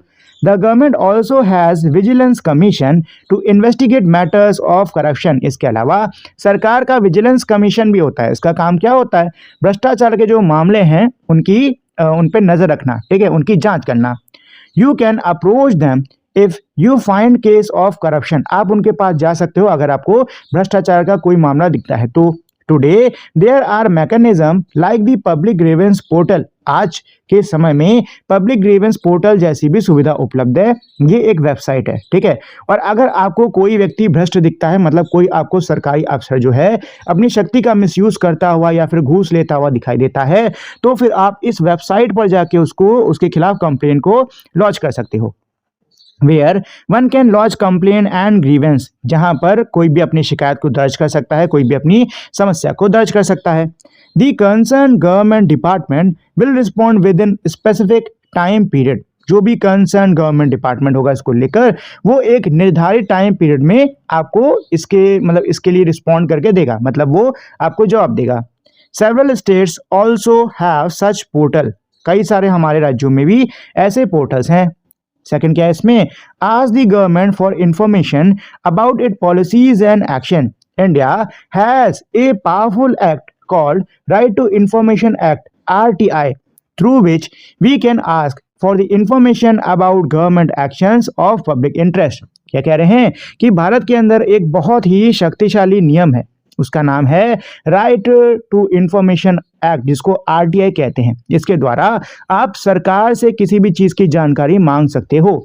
फॉर एग्जाम्पल, उदाहरण के लिए, you could ask about how much money was spend on building a road in your neighbourhood. उदाहरण के लिए आप पूछ सकते हो कि कितना पैसा लगा आपके पड़ोस में जो सड़क बनी है उसको बनाने के लिए। A list of beneficiary of government schemes, जो सरकार की जो स्कीम्स हैं उनके बेनिफिशरीज कौन थे, मतलब उसका फायदा किनको किनको मिला, उसकी लिस्ट आप मांग सकते हो। such as a merit scholarship, the status of infrastructure project like the metro line etc। यहाँ पे कुछ उदाहरण दिए हुए हैं कि आप किन किन की लिस्ट निकलवा सकते हो, जिसकी स्कॉलरशिप की जो मेरिट लिस्ट होती है वो निकलवा सकते हो। इसके अलावा जो कोई भी इंफ्रास्ट्रक्चर प्रोजेक्ट चल रहा था आपके आस पड़ोस में, उसका क्या स्टेटस है, मतलब कितना समय लगा उसको बनाने में, ये सब चीज़ें आप आरटीआई के द्वारा निकलवा सकते हो। Officials are bound to provide information under this act and the information being transparency and accountability। क्या कह रहे हैं कि भाई जो अफसर हैं उनको इन एक्ट के तहत जानकारी देनी ही देनी पड़ती है, और ये जो जानकारी है ये जवाबदेही और ट्रांसपेरेंसी मतलब कि पारदर्शिता लाती है। Bagepalli is a small town near Bengaluru. Bagepalli जो है ये बेंगलुरु के पास में एक छोटा सा शहर है। Several years ago, कुछ कई वर्ष पहले, some government officials thought Bagepalli would be better off with double roads and street lights। कुछ वर्ष पहले कुछ सरकारी अफसरों ने सोचा कि बागेपल्ली में डबल रोड्स और स्ट्रीट लाइट्स लगवा दे तो ज़्यादा बेहतर रहेगा। The work was carried out in a very unprofessional manner. जो काम कराया गया वो बहुत ही अनप्रोफेशनल ढंग से, मतलब बहुत ही गलत तरीके से, बहुत ही खराब तरीके से कराया गया। Making traffic movement difficult and causing numerous accident, जिसकी वजह से जो ट्रैफिक है उसकी मूवमेंट बहुत ही कठिन हो गई और कई सारे एक्सीडेंट्स भी हुए। A local citizen filed an RTI to get information about finances allocated for the work। एक लोकल वहाँ का जो नागरिक था उन्होंने आरटीआई फाइल करा ये जानकारी निकालने के लिए कि आखिर जो पैसा लगाया जा रहा है उस काम के लिए उसकी क्या जानकारी है। Armed with this information, a group of citizens confronted the concerned officials who later ensured that the road work was completed to the satisfaction of all concerned। क्या कह रहे हैं, इस जानकारी के साथ में जो वहाँ पे रहने वाले लोकल जो नागरिक हैं उनका जो समूह है वो जाता है उस अफसर के पास में जो कि ये काम हम करवा रहे थे, और बाद में ये चीज़ सुनिश्चित करी गई कि जो सड़क का काम है वो पूरी तरीके से पूरा हो, पूरी तरीके से सही से हो। Use of media, write in print और electronic media about a particular issue on which the government can take action. तो यूज ऑफ मीडिया ये तीसरा तरीका है जिससे कि आप सरकार तक अपनी बात पहुंचा सकते हो। तो इसमें क्या कह रहे हैं कि भाई आप इलेक्ट्रॉनिक मीडिया जैसे कि आप ईमेल कर सकते हो, या फिर आप जो सोशल मीडिया प्लेटफॉर्म होते हैं अलग अलग उन पे जाके अपने किसी भी इशू के बारे में आप लिख सकते हो। Many government officials are active on social media. कई सारे जो सरकारी अफसर हैं वो सोशल मीडिया पे एक्टिव हैं। You can also use social media platform like YouTube, X formerly Twitter, Facebook और इंस्टाग्राम, और share your concern and tag the corresponding officials. क्या कह रहे हैं, वहाँ पे आप अलग अलग सोशल मीडिया जो प्लेटफॉर्म है वहाँ पे आप जाके अपनी जो भी कंसर्न है, जो भी चिंता है उसको शेयर कर सकते हो, और जो भी अफसर है उसको आप टैग कर सकते हो। Engage through a civil society organization such as an NGO। India has thousands of citizen groups collectively termed as civil society which work on issues like education, health, environment, livelihood, women empowerment etc। क्या कह रहा है कि भारत के अंदर कई हजार नागरिकों के समूह हैं जिनको कि सिविल सोसाइटी के नाम से जाना जाता है, और ये जो सिविल सोसाइटीज हैं ये अलग अलग मुद्दे जैसे कि शिक्षा, सेहत, पर्यावरण, जीवन यापन और महिलाओं को आगे लाने पर काम करते हैं। One can join any of those or create one to push the government to address an issue you care deeply about। आप इनमें से किसी को भी ज्वाइन कर सकते हो, या फिर आप कुछ ऐसे ही ऑर्गेनाइजेशन को बना सकते हो जिससे कि सरकार पे दबाव डाला जाए कि वो आपके मुद्दे पर, मतलब आपके मुद्दे को देखें। Don't miss out.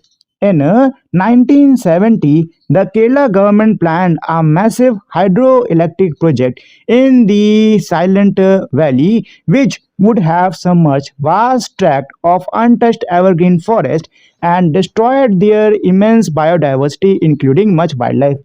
क्या कह रहे हैं कि 1970 में केरला सरकार जो है ये एक बहुत ही बड़ा हाइड्रो इलेक्ट्रिक प्रोजेक्ट का प्लान करती हैं साइलेंट वैली में, लेकिन इसको बनाने से जो बहुत ज़्यादा बड़ा सदाबहार जंगल है वो पूरा डूब जाता और जो पूरी कह सकते हो बहुत बड़ी बायोडाइवर्सिटी है वो सब बर्बाद हो जाती, बहुत ज़्यादा वाइल्ड लाइफ को नुकसान पहुंचता।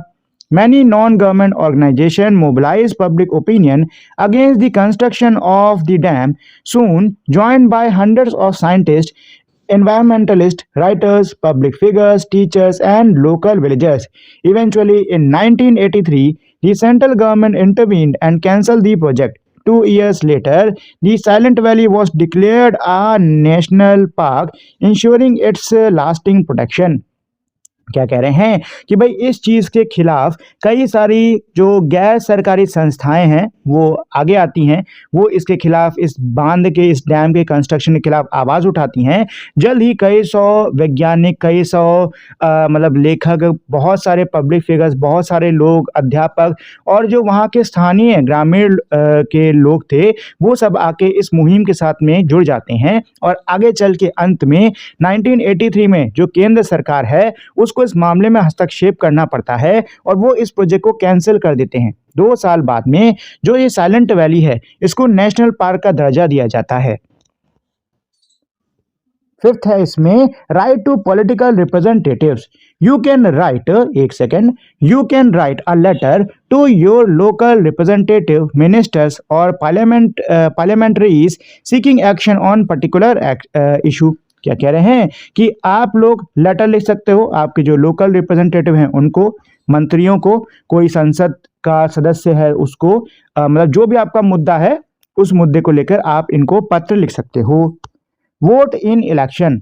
Once you are old enough to vote, make sure to participate and vote in local, state and national elections and thereby help to ensure that the leader who care most about the issues you care about and have the best plans for them are elected to office। क्या कह रहे हैं कि भाई जब आप बड़े हो जाओ इतना कि आप वोट दे सको तो आप लोकल, स्टेट, नेशनल जो भी इलेक्शन हो रहा है उसमें ज़रूर से आप वोट दो और ये चीज़ आपको उसमें सुनिश्चित रखनी है, ये चीज़ आपको पक्की करनी है कि आप उसी नेता को चुनो जो कि आपके मुद्दों पर बात करे, जो कि असली मुद्दों पर बात करे, जो कि आपके मुद्दों पर बात करे, जो कि आपकी समस्याओं को सुलझाने का उपाय रखे। ठीक है, तो आपको उसी व्यक्ति को वोट देना है। Let's explore. Collect editorial from a few newspapers. कुछ न्यूज़पेपर्स से आपको एडिटोरियल्स को इकट्ठा करना होगा। रीड देम स्मॉल ग्रुप, उनको छोटे से ग्रुप में पढ़ो। Identify the topics on which they have opinions. उन टॉपिक्स को पहचानो जिन पर कि उसमें आपको ओपिनियंस दिख रहे हैं। How many are about government policies, इसमें से कितने गवर्नमेंट पॉलिसीज के बारे में हैं। तो इसको करने के लिए आपको थोड़े से 1-2 न्यूज़पेपर्स की ज़रूरत पड़ेगी। ये आप चाहो तो अपने स्कूल की लाइब्रेरी में अगर आते हो वहाँ से पढ़ सकते हो या फिर कहीं और से जहाँ पे भी न्यूज़पेपर आते हों वहाँ से आप इनको पढ़ सकते हो। ठीक है, ये वाला क्वेश्चन जो है ये फिलहाल आपको खुद से करना होगा। ठीक, चलो आगे बढ़ते हैं। Judiciary the watchdog. The judiciary is the part of the government that make sure everyone follows the law. Judiciary यानी कि न्यायपालिका सरकार का वो हिस्सा है जो कि सुनिश्चित करता है कि हर कोई कानून का पालन करे। It settles dispute, protect people's right and check whether the law made by the government are fair and just. ये जो डिस्प्यूट होते हैं यानी कि जो मतभेद होते हैं, जो लड़ाइयाँ होती हैं, उनको ये सेटल करता है, लोगों के अधिकारों की रक्षा करता है और ये चीज़ चेक करता है कि जो लॉ गवर्नमेंट द्वारा बनाया जा रहा है, सरकार द्वारा बनाया जा रहा है, क्या वो सही है या नहीं। In a democracy like India the judiciary is independent. Bharat जैसे लोकतंत्र में जो न्यायपालिका है ये स्वतंत्र है। It is not controlled by the government और पॉलिटिशियंस। ये सरकार के द्वारा और नेताओं के द्वारा इसको कंट्रोल नहीं किया जाता। This help keep justice fair and equal for all. इससे जो न्याय है वो सबके लिए बराबर रहता है, सबके लिए सही रहता है। What does the judiciary do? जो जुडिशरी है यानी कि जो न्यायपालिका है वो क्या करती है। Protect and defend the law. It make sure that the law are followed properly. जो जुडिशरी है ये लॉ को प्रोटेक्ट करती है, उसको डिफेंड करती है, ये चीज सुनिश्चित करती है कि लॉ को सही से फॉलो किया जाए। सेकंड है इंटरप्रेट द लॉ, लॉ को इंटरप्रेट करने का काम भी इन्हीं का होता है। It explains what a law means when the wording is complex और when people disagree on its meaning. क्या कह रहे हैं कि ये ही बताती है कि लॉ यानी कानून का क्या मतलब है जब जो शब्द हैं वो थोड़े ज्यादा पेचीदा होते हैं या फिर जो लोग हैं वो इनके अर्थ पर डिसएग्री करते हैं। तो थर्ड क्या है, protects the right and liberty of citizen. It protects the rights and the freedom given by the constitution. संविधान के द्वारा दी गई आज़ादी और अधिकारों का ये रक्षा करता है। If fundamental rights are violated we can go to the court to address the violation. अगर हमारे मौलिक अधिकारों का हनन किया जा रहा है, उनको नुकसान पहुंचाया जा रहा है, तो हम कोर्ट्स जा सकते हैं इस वायलेशन के लिए। Safeguard the Constitution through judicial review. It act as a referee when the government or other break the law. क्या कह रहे हैं कि भाई ये संविधान को सेफ गार्ड करने का काम करता है, उसको बचा के रखने का काम करता है। ये एक रेफरी के रूप में काम करता है जब सरकार या कोई दूसरा कानून को तोड़ता है। Why is the judiciary important? Judiciary यानी कि न्यायपालिका इंपॉर्टेंट क्यों है? The judiciary protects the rule of law, that is the idea that everyone must follow the law, even the government. जो जुडिशरी है ये कानून की रक्षा करता है, ठीक है, ये कानून की रक्षा करता है, मतलब उस विचार की रक्षा करता है कि हर किसी को कानून मानना होगा भले ही वो सरकार क्यों ना हो। It keeps a check on unfair action, ensure law don't harm people's right and resolve conflicts peacefully. ये जो अनफेयर एक्शन होते हैं यानी कि गलत एक्शंस होते हैं उनको ये चेक में रखता है। ये चीज सुनिश्चित करता है कि लोगों के जो अधिकार हैं उनका हनन नहीं किया जा रहा और जो भी कॉन्फ्लिक्ट्स हैं यानी जो भी मतभेद है उसको शांति से ये सुलझवाता है। Without a strong and fair judiciary democracy can not survive. बिना एक शक्तिशाली और फेयर जस्ट यानी सही न्यायपालिका के लोकतंत्र सर्वाइव नहीं कर सकता। We will delve deeper into the judiciary in India in grade 8, class 8 में भारत में जो न्यायपालिका है उसमें हम और गहराई से जाएंगे। Tears of government, let's remember. Do you remember this image from grade 6 chapter 10? क्या कह रहे हैं कि क्या आपको क्लास 6 के चैप्टर 10 की ये इमेज याद है? It represents the 3 tier of government in India. ये जो इमेज है ये भारत सरकार मतलब भारत के अंदर मौजूद जो भारत सरकार के 3 टियर्स है ना उसको रिप्रेजेंट करती है। Why do we have these levels of government in India? हम मतलब भारत के अंदर हमारे ये लेवल्स, सरकार के अलग अलग लेवल्स क्यों हैं? Can't we have just one level to do fulfill all the functions? क्या सिर्फ एक लेवल नहीं हो सकती जो कि सारे काम करे? Let's us explore this further. चलो इस चीज को और एक्सप्लोर करते हैं, ठीक है। तो ये है वो इमेज, ठीक है, जिसमें आप देख सकते हो सबसे नीचे है लोकल गवर्नमेंट, उससे ऊपर है स्टेट गवर्नमेंट और सबसे ज्यादा ऊपर क्या है? सेंट्रल गवर्नमेंट, ठीक है। जो लोकल गवर्नमेंट होती है आपके गांव शहर के लेवल पे होती है, स्टेट गवर्नमेंट स्टेट लेवल पे होती है और जो सेंट्रल गवर्नमेंट है वो नेशनल लेवल पर होती है, ठीक है दोस्तों। चलिए, India is a vast and diverse country with over 1.4 billion people, thousands of towns and villages and many languages and culture. Bharat एक बहुत ही डाइवर्स कंट्री है। भारत एक बहुत ही बड़ा और बहुत ही डाइवर्स यानी बहुत ही विविध देश है जिसमें तकरीबन 1.4 बिलियन से ज्यादा लोग रहते हैं, हजारों शहर और गांव हैं और यहाँ पे कई सारी भाषाएं और संस्कृति है। As a federal country India has 28 states and 8 union territories and a single central union government cannot meet the need of all her people. क्या कह रहे हैं कि भारत के अंदर 28 राज्य हैं, 8 केंद्र शासित प्रदेश हैं और एक लौती केंद्र सरकार जो है वो सभी लोगों की जरूरतों को पूरा नहीं कर सकती। Therefore, governance in such a large country must be decentralized at multiple level. इसीलिए इतने बड़े देश का जो प्रशासन है इसको डिसेंट्रलाइज करना पड़ता है अलग अलग लेवल्स पर, ठीक है। Originally, the constitution provided for only two level of the government, the union government for the entire country and the state government for each state. क्या कह रहे हैं कि भाई ओरिजिनली संविधान के अंदर दो ही लेवल दिए हुए थे सरकार के, एक था यूनियन गवर्नमेंट जो कि पूरे देश का होता और दूसरा होता स्टेट गवर्नमेंट जो कि हर राज्य का होता। Local government such as panchayat and municipalities were not separate constitutional level at that time. उस समय पर जो लोकल गवर्नमेंट है जैसे कि पंचायत हो गया, म्यूनिसिपैलिटी हो गया, ये अलग नहीं थे, मतलब ये जो है ना ये उन्हीं में शामिल थे। They were listed under the state list, इनको स्टेट लिस्ट के अंडर डाला जाता था। Which means that state government को डिसाइड हाउ दे वर्क। इसका मतलब ये है कि स्टेट गवर्नमेंट ये डिसाइड कर सकती थी कि ये काम कैसे करेंगे। Don't miss out. One of the directive principle of state policy listed in the constitution was the state shall take steps to organize villages, panchayat and endow them with such powers and authority as may be necessary to enable them to function as a unit of self government. क्या कह रहे हैं कि भाई जो directive principle of state policy है DPSP जो है संविधान का, उसमें दिया हुआ है, उसमें एक दिया हुआ है कि जो स्टेट है वो जो विलेज यानी गांव के जो पंचायत हैं उनको इस तरीके से ऑर्गेनाइज कराएगा, उनको ऐसी पावर देगा, उनको ऐसी शक्ति, ऐसे अधिकार देगा जो कि ज़रूरी हो कि वो जो जगह है, वो जो गांव है या वो जो भी शहर है वो एक सेल्फ गवर्नमेंट के रूप में क्या कर सके, खुद से फंक्शन कर सके।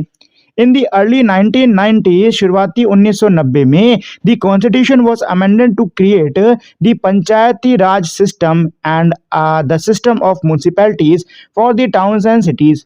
क्या कह रहे हैं कि भाई शुरुआती 1990 में जो संविधान है उसको अमेंड किया गया है, उसमें बदलाव लाए गए हैं और पंचायती राज सिस्टम और सिस्टम ऑफ म्यूनिसिपैलिटीज जो हैं इनको लाया गया है। Together these made local government the third year of the Indian democracy. साथ में यही जो है, यही भारत के जो लोकतंत्र है इसका थर्ड ईयर है। The other two being the union and the state government, और जो बाकी दो हैं वो है यूनियन और state government. This was done to strengthen democracy at a grass root and enable people to participate directly in decision making. ये इसलिए किया गया ताकि जो ग्रास रूट लेवल है यानी कि जो सबसे नीचा है, निचला जो हिस्सा है, उसको और मजबूत किया जा सके। जो लोकतंत्र का निचला हिस्सा है इसको और मजबूत किया जा सके और जो लोग हैं वो डिसीजन मेकिंग में ज़्यादा से ज़्यादा पार्टिसिपेट कर सकें। What is decentralization? तो डिसेंट्रलाइजेशन क्या होता है? देखो, डिसेंट्रलाइजेशन का मतलब ये है कि जो शक्ति है, जो पावर है, उसको आप फैला दे रहे हो, केंद्र पर नहीं है, उसको आप क्या कर रहे हो, फैला दे रहे हो। मतलब सबके पास में थोड़ी थोड़ी पावर जा रही है, ना कि सारी पावर केंद्र के पास में रह रही है। ठीक है, तो यही चीज है। Decentralization means that power and decision making are spread out and not concentrated in just one place or one small group. Decentralization का मतलब ये होता है कि आप पावर को, शक्ति को और फैसले बनाने का जो अधिकार है इसको आप क्या कर दे रहे हो, स्प्रेड आउट कर दे रहे हो, फैला दे रहे हो। और ये सारा का सारा एक ही जगह पर या एक ही समूह पर ये केंद्रित नहीं है। Local problem should be solve locally. जो लोकल प्रॉब्लम्स है यानी कि जो स्थानीय समस्या हैं उसको स्थानीय लोगों द्वारा ही सुलझाना चाहिए। And bigger issues can be solved by higher level government such as state or the central government. और जो बड़े मुद्दे हैं उसको हाई लेवल की गवर्नमेंट जैसे कि स्टेट गवर्नमेंट होगी, सेंट्रल गवर्नमेंट होगी, ये सुलझा सकते हैं। Think about it. If a street lamp in your neighborhood is broken, who would you contact to fix it? क्या कह रहे हैं कि अगर आपके आस पड़ोस में कोई स्ट्रीट लैम्प खराब हो जाती है तो आप किसको संपर्क करोगे उसको बनवाने के लिए? If a village road need to be repaired, would the local people reach out to the central government? अगर किसी गांव की सड़क खराब हो जाती है तो जो स्थानीय लोग हैं क्या वो सीधे केंद्र सरकार के पास जाएंगे? नहीं, वो किसके पास जाएंगे? वो अपने पंचायत के पास जाएंगे। ठीक है, let's explore what might be the reason that decisions regarding local concern should be taken locally to the extent possible। क्या कह रहे हैं कि भाई क्या कारण हो सकता है कि जो कोई स्थानीय मुद्दा है उस पर जो फैसला है वो स्थानीय ही स्तर पर लेना चाहिए। इसका क्या कारण हो सकता है? तो देखो दोस्तों, जो स्थानीय लोग होते हैं वो ही सीधी सी बात है अपनी जगह को ज़्यादा बेहतर तरीके से जान सकते हैं, है कि नहीं। तो वो अपने स्थानीय मुद्दों को लेकर ज़्यादा बेहतर तरीके से फैसले सुना सकते हैं, ठीक है। इसके अलावा अगर कोई स्थानीय ही किसी भी मुद्दे पर फैसला सुनाता है तो ये फैसला भी जल्दी होगा। एग्जाम्पल के लिए मान लो एक सड़क बननी है, ठीक है, मुद्दा है सड़क बनने का। अब इसका फैसला ना जो स्थानीय लोग हैं, स्थानीय संस्था, वो नहीं ले रही, बल्कि आपने केंद्र सरकार के पास में भेज दिया कि आप इस पर फैसला करो। तो केंद्र सरकार को कैसे पता कि क्या उस गांव में सड़क की जरूरत है भी या नहीं है, या फिर सड़क वहां पे बनवाने के मतलब बनवाना सही भी होगा कि नहीं होगा? केंद्र सरकार को तो इस बारे में पता नहीं है। तो फिर वो क्या करेंगे? वो भैया इंक्वायरी बैठाएंगे, ठीक है, बाकी सब टीम जराम करेंगे, जिसमें बहुत ज्यादा समय बर्बाद होने वाला है कि नहीं। तो अगर कोई भी स्थानीय मुद्दा है उस पर स्थानीय लोग ही फैसला कर रहे हैं, स्थानीय संस्था ही फैसला कर रही है, तो फैसला पहली बात तो जल्दी होगा। दूसरी बात, स्थानीय लोगों को पता है स्थानीय मुद्दे क्या हैं, तो वो ज्यादा बढ़िया तरीके से फैसले कर सकते हैं, ठीक है ना। इससे लोगों का ना, जो स्थानीय लोग हैं, इनका पार्टिसिपेशन भी बढ़ेगा, ठीक है दोस्तों। चलिए आगे बढ़ते हैं। Generally decision regarding local matters are taken at level closest to the people. क्या कह रहे हैं कि भाई अक्सर जो फैसला है किसी भी लोकल मुद्दे, किसी भी स्थानीय मुद्दे को लेकर, वो वहाँ के जो करीबी लोग होते हैं ना, मतलब उस जगह के जो करीबी लोग होते हैं उन्हीं के द्वारा लिया जाता है। Task can be perform locally should be left in the hands of the local people and their representatives। क्या कह रहे हैं कि कोई भी काम जो कि लोकली स्थानीय रूप से होना है उसको स्थानीय लोगों के ऊपर ही छोड़ देना ज़्यादा सही होता है। The local municipal body can do it faster. जो लोकल म्युनिसिपल बॉडी है वो उस काम को ज़्यादा जल्दी, ज़्यादा तेजी से कर सकती है। But if the country defence is as take that is responsibility of central government. लेकिन अगर देश की रक्षा पे सवाल उठता है, देश की रक्षा के बारे में हम बात करते हैं, तो ये जो जिम्मेदारी है ये किसकी है? ये केंद्र सरकार की ही है। Don't miss out. Mahatma Gandhi was a strong advocate of decentralization and strongly believed in largely self-sufficient village government called Gram Swaraj. Mahatma Gandhi जो हैं ये डिसेंट्रलाइजेशन पे, विकेंद्रीकरण पे काफ़ी भरोसा किया करते थे, काफ़ी उसको सपोर्ट किया करते थे, और इनका मानना था कि आत्मनिर्भर ग्रामीण सरकार होनी चाहिए, जो कि होगी क्या? ग्राम स्वराज। ही स्टेटेड, ये कहते हैं, My idea of Gram Swaraj is that it is completely republic, independent of its neighbor for its own vital wants। ये कहते हैं कि मेरे विचार से, मेरे हिसाब से जो ग्राम स्वराज होता है इसको पूरी तरीके से आज़ाद होना चाहिए अपनी ज़रूरी मतलब ज़रूरी जो मांगे हैं, ज़रूरी जो चीज़ें हैं उनको पूरा करने के लिए अपने पड़ोसी से, ठीक है। जरूरी चीज़ों से इनका मतलब क्या है? जरूरी चीज़ों से इनका मतलब है खाना, शिक्षा, हेल्थ केयर। इन सब के लिए जो गांव हैं इनको दूसरे गांवों का मुंह नहीं देखना, मतलब दूसरे गांवों पे निर्भर नहीं करना। ये इस मामले में तो स्वतंत्र होने चाहिए। And yet interdependent for many others in which dependency is necessity. और इंटरडिपेंडेंट होनी चाहिए, यानी एक दूसरे पर डिपेंडेंट होनी चाहिए उन मामलों के लिए जहां पे डिपेंडेंसी क्या है? ज़रूरी है। एग्जाम्पल के लिए मान लो नेशनल सिक्योरिटी हो गई, ठीक है ना, राष्ट्रीय सुरक्षा। तो राष्ट्रीय सुरक्षा एक गांव अकेले तो कर नहीं सकता, ठीक है, सारे गांव साथ में मिलकर करेंगे। इसके अलावा और भी कई सारे मुद्दे होते हैं, ठीक है, जैसे कि मान लो हेल्थ केयर, ठीक है ना, इसके लिए हो सकता है ये इंटरडिपेंडेंट दूसरे पर, ठीक है। तो ये है इसका मतलब। Central union government look after matters related to the whole country like defense, foreign affair, currency, concurrent subjects like education and marriage। क्या कह रहे हैं कि अच्छा यहाँ पे ना अब ये मतलब जो तीनों हम लोग ने सरकारें पढ़ी हैं उनके बारे में थोड़ी थोड़ी सी फिर से रिमाइंडर करा रहा है कि तीनों सरकारें हमारी कौन कौन सी हैं। तो सबसे पहला इसमें सेंट्रल, जो कि यूनियन गवर्नमेंट इसको हम लोग कहते हैं, ठीक है। ये जो मामले पूरे देश से जुड़े मामले हैं, जैसे कि सुरक्षा हो गया, ठीक है, फॉरेन अफेयर विदेशी मामले हो गए, करेंसी से जुड़ा कोई मामला हो गया, शिक्षा शादी से जुड़ा कोई मामला हो गया, इन सबको देखता है। फिर है स्टेट गवर्नमेंट, जो कि स्टेट लेवल पर अपने लोगों की ज़रूरतों को पूरा करता है, जैसे कि police, land, health, agriculture, education, ये सब।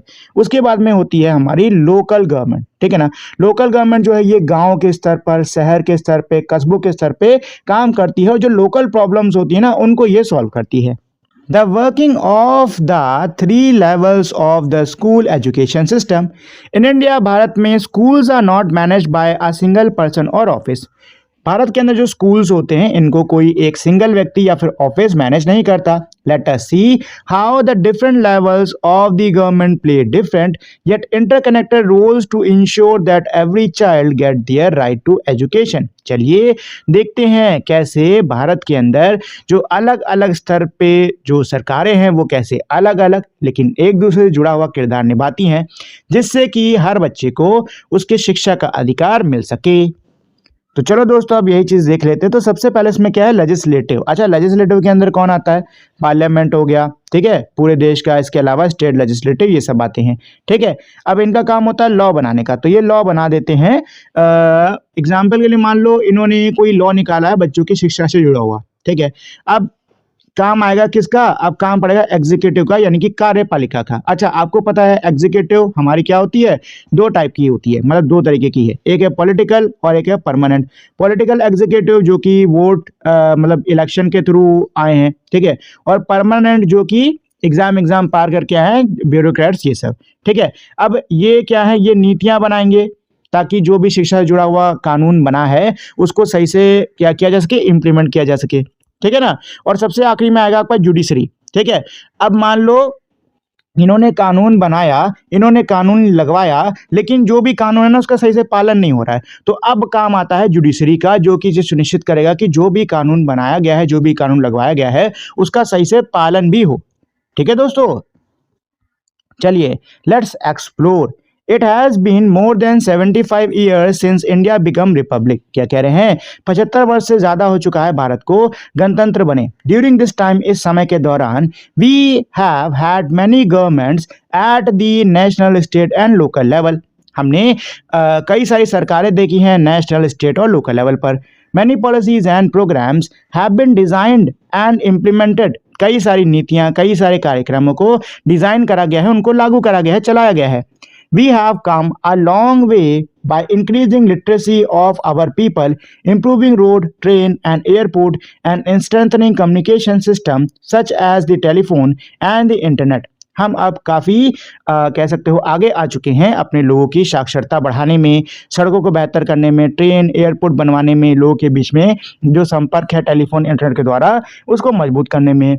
But we still have a long way to go in addressing India challenges. लेकिन अब भी काफ़ी कुछ काम बचा हुआ है, काफ़ी सफ़र बचा हुआ है भारत की जो चुनौतियां हैं उनको पूरा करने में। Have a class discussion on the following topic. अब आपको इन टॉपिक्स के ऊपर क्लास डिस्कशन करना होगा, ठीक है। तो क्या है इसमें, list 5 major achievement of our country in improving the lifes of ordinary people in your village, town, city. आपको 5 अचीवमेंट्स बताने हैं हमारे देश के, जो कि उन्होंने हासिल करे हैं आपके गांव, शहर या कस्बे के जो आम नागरिक है उसके जीवन को बेहतर करने में। Which level of government make this possible and how. सरकार के कौन से स्तर ने यह संभव बनाया है और कैसे। List 5 problems that ordinary people face frequently. 5 परेशानियों के बारे में लिखिए जिसका सामना अक्सर जो आम नागरिक है उसको करना पड़ता है। Eight which level of government should these be addressed and how. सरकार के कौन से स्तर पे इन समस्याओं का समाधान होना चाहिए और क्यों, ठीक है दोस्तों। तो यहाँ पे आपको इन 2 चीज़ों के ऊपर डिस्कशन करना है, ठीक है। तो चलो थोड़ा थोड़ा मैं बता देता हूँ अपनी तरफ से इन दोनों के बारे में। तो अचीवमेंट्स की बात करें, 5 अचीवमेंट्स की बात करें, तो अब पहले के मुकाबले काफ़ी ज़्यादा स्कूल्स बन गए हैं, सड़कें बेहतर हैं, बिजली की सुविधा है, इंटरनेट, मोबाइल, वैक्सीनेशन, ये सब क्या है पहले से बेटर हो गया, ठीक है।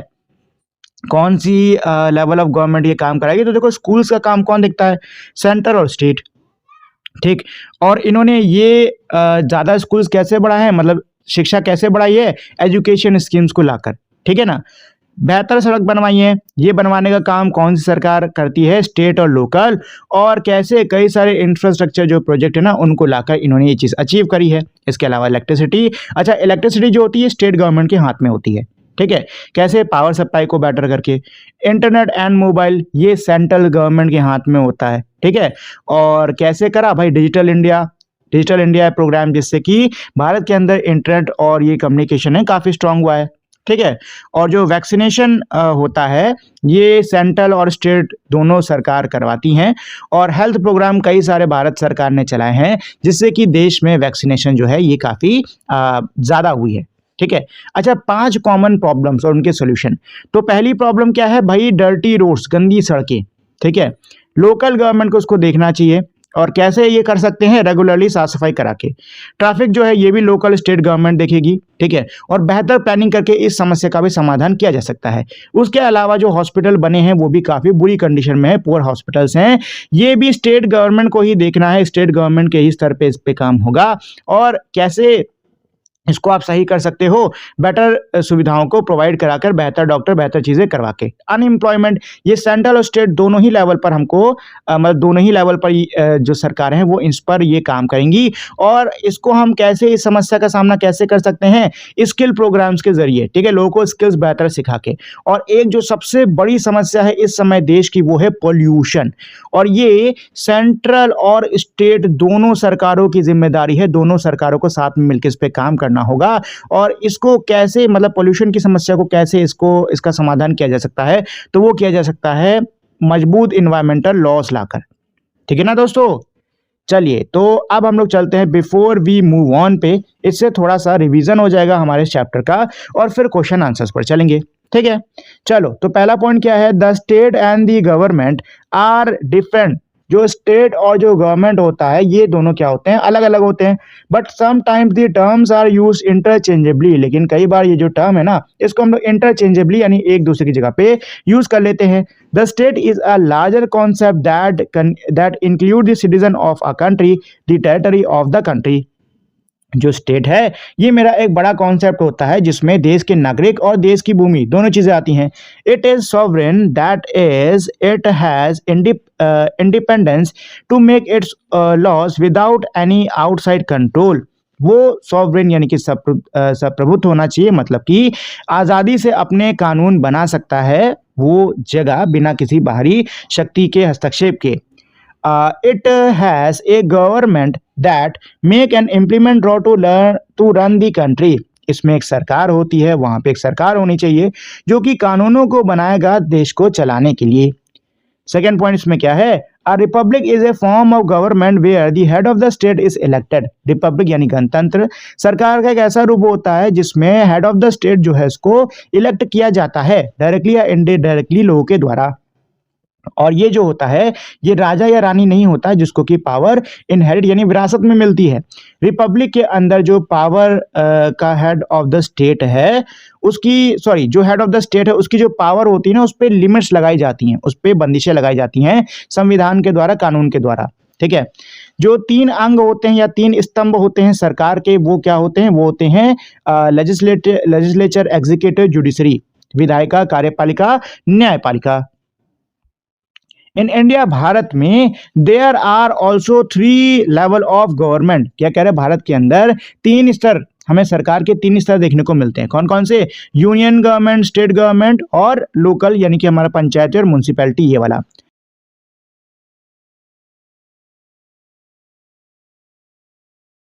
सेकंड क्वेश्चन क्या कह रहा है, give 2 reasons why decentralization is important in India. 2 reasons दो कारण दो कि भारत के अंदर डिसेंट्रलाइजेशन, विकेंद्रीकरण महत्वपूर्ण क्यों है। तो देखो दोस्तों, भारत के अंदर डिसेंट्रलाइजेशन काफ़ी ज़्यादा इंपॉर्टेंट है। क्यों? क्योंकि देखो पहली चीज़ तो ये है कि ये गवर्नमेंट को यानी सरकार को लोगों के करीब लाता है, और दूसरी चीज़ ये है कि इससे जो लोकल प्रॉब्लम्स है ना वो लोकली लोगों द्वारा सॉल्व की जा सकती हैं। अगर चाहो तो इसमें एक और पॉइंट और ऐड कर सकते हो कि इससे फैसले लेने में भी, मतलब फैसले भी जल्दी लिए जा सकते हैं, इसमें फैसले लेने में भी कम समय लगता है। ठीक है। चलो थर्ड वाले क्वेश्चन पे चलते हैं। तो थर्ड क्वेश्चन क्या कह रहा है, imagine you are a part of your school student council. कल्पना करो कि आप अपने स्कूल के स्टूडेंट काउंसिल के सदस्य हो। दी council work like a mini parliament. और जो काउंसिल है वो एक नन्हे से संसद के रूप में काम करती है। It has members elected by students. इसमें सदस्य हैं जिनको कि बच्चों ने ही चुना है। Debate issues and make decisions. इसमें मुद्दों पर बातचीत होती है और फैसले लिए जाते हैं। In this context, इस context में, do you think it would be better if only the council president make all the decisions, or if power is to be shared among all members? क्या कह रहे हैं कि इस कॉन्टेक्स्ट में बताइए क्या लगता है आपको, क्या बेहतर होगा कि अगर सारा जो फैसला है वो काउंसिल प्रेसिडेंट दे, ये बेहतर होगा, या फिर जो पावर है वो सभी सदस्यों में बटी हो, ये बेहतर होगा। तो आपके हिसाब से क्या बेहतर होगा बताओ। मेरे हिसाब से तो यही बेहतर होगा कि पावर जो है ना वो क्या हो, बटी हो। ठीक है। Should the student council have the power to make rules about the food you eat or the language you speak? क्या स्टूडेंट काउंसिल के पास में ये पावर होना सही होगा कि वो इस पर फैसले ले सकें कि आप क्या खाओगे या क्या भाषा बोलोगे। सेकंड क्या है, what can go wrong if the student council is the most powerful body in your school and no one question its decision? क्या गलत हो सकता है आपके स्कूल में अगर स्टूडेंट काउंसिल जो है वो सबसे ज्यादा शक्तिशाली बन जाए और कोई भी उसके फैसलों पर सवाल ना उठा सके तो बताओ क्या होगा। देखो, सबसे पहली चीज तो ये है कि मेरे हिसाब से जो पावर है उसको शेयर्ड होना चाहिए। मतलब जो पावर है ना वो सिर्फ और सिर्फ किसी एक व्यक्ति के पास में नहीं होनी चाहिए, बल्कि सभी जो मेंबर्स है ना उसमें बटी होनी चाहिए। ठीक है, क्योंकि शेयर्ड पावर ही ज्यादा डेमोक्रेटिक होती है। ठीक, अगर एक व्यक्ति को ये सारी पावर दे दी गई तो गलत फैसले वो ले सकता है। ठीक है। अच्छा, इसमें अब यहाँ पे क्वेश्चन ये था कि क्या काउंसिल के पास में ये पावर होनी चाहिए कि वो ये डिसाइड करे कि आप क्या खाओगे या क्या भाषा बोलोगे। तो नहीं, ये हर व्यक्ति की पर्सनल चॉइस होती है। वो अपनी इच्छा से उसे क्या खाना है या क्या भाषा बोलना है वो अपनी इच्छा से इसका चयन कर सकता है। ठीक है। और इसमें जो लास्ट क्वेश्चन था वो यही था कि अगर सारी जो पावर है वो स्टूडेंट काउंसिल के पास में चली जाती है और कोई भी उसके फैसलों पर सवाल नहीं उठा सकता तो क्या गलत हो सकता है। तो देखो दोस्तों, अगर ऐसा होता है तो पावर के मिसयूज होने के चांसेस बहुत ज़्यादा हो सकते हैं। रूल जो हैं वो अनफेयर बनेंगे और स्टूडेंट्स जो हैं, मतलब यानी कि जो बच्चे हैं, उनके राइट्स का यहाँ पे लॉस होगा ही होगा। ठीक है दोस्तों, चलिए आगे बढ़ते हैं क्वेश्चन नंबर 4 पर। तो क्वेश्चन 4 क्या कह रहा है, think of these real life situation. ये जो असल जीवन की सिचुएशंस हैं इनके बारे में सोचो in relation to Indian democracy. पहली सिचुएशन क्या है, should the parliament be the most powerful institution in the country, why or why not. जो पार्लियामेंट है यानी कि जो संसद है, क्या उसे देश के सबसे शक्तिशाली संस्थान होना चाहिए? होना चाहिए तो क्यों, नहीं होना चाहिए तो क्यों नहीं। देखो, तो क्या पार्लियामेंट को यानी संसद को देश का सबसे शक्तिशाली संस्थान होना चाहिए? तो नहीं। देखो, पावर ना बैलेंस होनी बहुत जरूरी है। अगर पावर बैलेंस नहीं होगी, अगर पावर किसी एक संस्थान के पास में चली जाएगी तो वो अपनी मन मर्जी करना शुरू कर देगा। ठीक है। सेकंड इसमें क्या है, should the parliament have the power to make any law it wants even if it affect your right. क्या पार्लियामेंट के पास में पावर होनी चाहिए कि वो कोई भी लॉ बना सकता है अपनी इच्छा से, भले ही उससे आपके राइट्स क्यों ना अफेक्ट होते हो? नहीं, तो पार्लियामेंट के पास में ऐसी पावर नहीं होनी चाहिए। ठीक है, कि वो अपने मन चाहे लॉज बनाए भले ही उससे आपके राइट्स इफेक्ट हो, तो ऐसी पावर नहीं होनी चाहिए। What could go wrong if law making has no limit? Can it lead to unfair or unjust law? क्या कह रहे हैं कि क्या गलत हो सकता है अगर लॉ मेकिंग में कोई भी लिमिट ना हो, कोई भी सीमा ना हो, तो क्या इससे अनजस्ट और अनफेयर लॉस बनेंगे? बिल्कुल बनेंगे भाई, बिल्कुल बनेंगे। देखो, अगर लॉ मेकिंग की कोई भी लिमिट नहीं हुई ना तो फिर अनफेयर लॉस बनने शुरू हो जाएंगे, राइट्स का लॉस होना शुरू हो जाएगा और फिर एक तरीके से डिक्टेटरशिप यानी तानाशाही ही आ जाएगी। ठीक है ना, तानाशाही ही आ जाएगी। क्योंकि अगर लिमिट नहीं है तो जो इंसान पावर में बैठा है, पता वो पहला कानून क्या बनाएगा? पहला कानून यही बनाएगा कि अब से सारी पावर मेरी है, देश में कोई लोकतंत्र वोकतंत्र नहीं है, किसी की नहीं चलेगी, जो मैं कहूंगा वही होगा। ठीक है, मुबारक हो, आप डिक्टेटरशिप में यानी तानाशाही में आ गए हैं। ठीक है ना, तो यही होने वाला है। ठीक है दोस्तों, चलो, who is more powerful in India, the parliament और the supreme court? Give your reason. क्या कह रहे हैं कि बताइए ज्यादा शक्तिशाली भारत के अंदर कौन है, पार्लियामेंट है या फिर सुप्रीम कोर्ट है? तो जवाब है कोई नहीं। ठीक है ना, सबसे ज्यादा शक्तिशाली भारत के अंदर है संविधान। ठीक है, देखो, जितनी भी पावर सुप्रीम कोर्ट को, जितनी भी पावर पार्लियामेंट को दी गई है, ये सारी पावर संविधान से ही आई है। ठीक है ना, ये जो भी पावर है ये संविधान की ही दी हुई है। ठीक है, हाँ, पार्लियामेंट के पास में ये पावर जरूर दी गई है कि वो कानून बना सकते हैं, और जो सुप्रीम कोर्ट है उसके पास में ये पावर है कि अगर उसको लगता है कि कोई कानून जो बना है वो अनकॉन्स्टिट्यूशनल है, असंवैधानिक है, तो वो उसको क्या कर सकते हैं, कैंसिल कर सकते हैं। तो एक तरीके से देखा जाए तो दोनों के पास ही एक तरीके से बराबर बराबर पावर है। ठीक है, एक लॉ बनाता है, दूसरा उसको कैंसिल कर सकता है, दूसरा अगर उसको लगता है गलत है तो कैंसिल कर सकता है। ठीक, तो एक तरीके से चेक एंड बैलेंस का यहाँ पे पूरा सिस्टम है। ठीक है, ऐसा नहीं कि कोई ज्यादा ताकतवर है या कोई कमजोर है, सभी एक तरीके से बराबर ही हैं।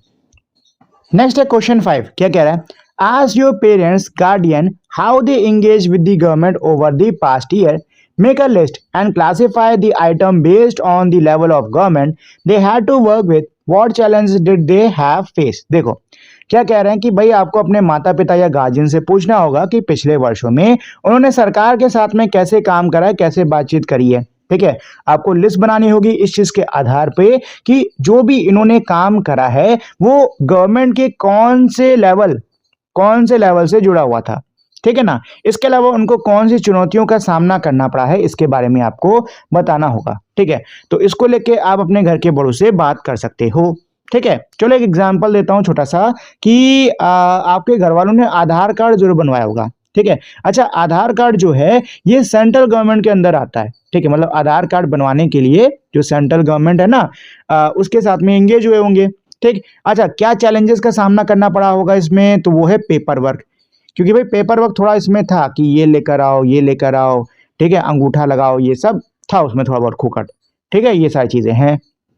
ठीक, तो ऐसे करके आपको यहाँ पे कुछ थोड़े बहुत आपको ऐसे पॉइंट्स लिख देने हैं। ठीक है दोस्तों, चलिए तो ये तो था हमारा पूरा का पूरा चैप्टर। उम्मीद करता हूँ आपको ये चैप्टर बढ़िया से समझ में आ गया होगा, साथ ही में आपको इस चैप्टर को पढ़ने में मजा भी आया होगा।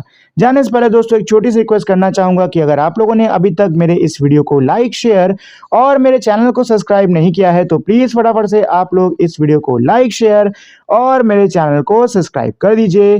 तो अब हम लोग मिलेंगे हमारी अगली वीडियो में, तब तक के लिए नमस्कार।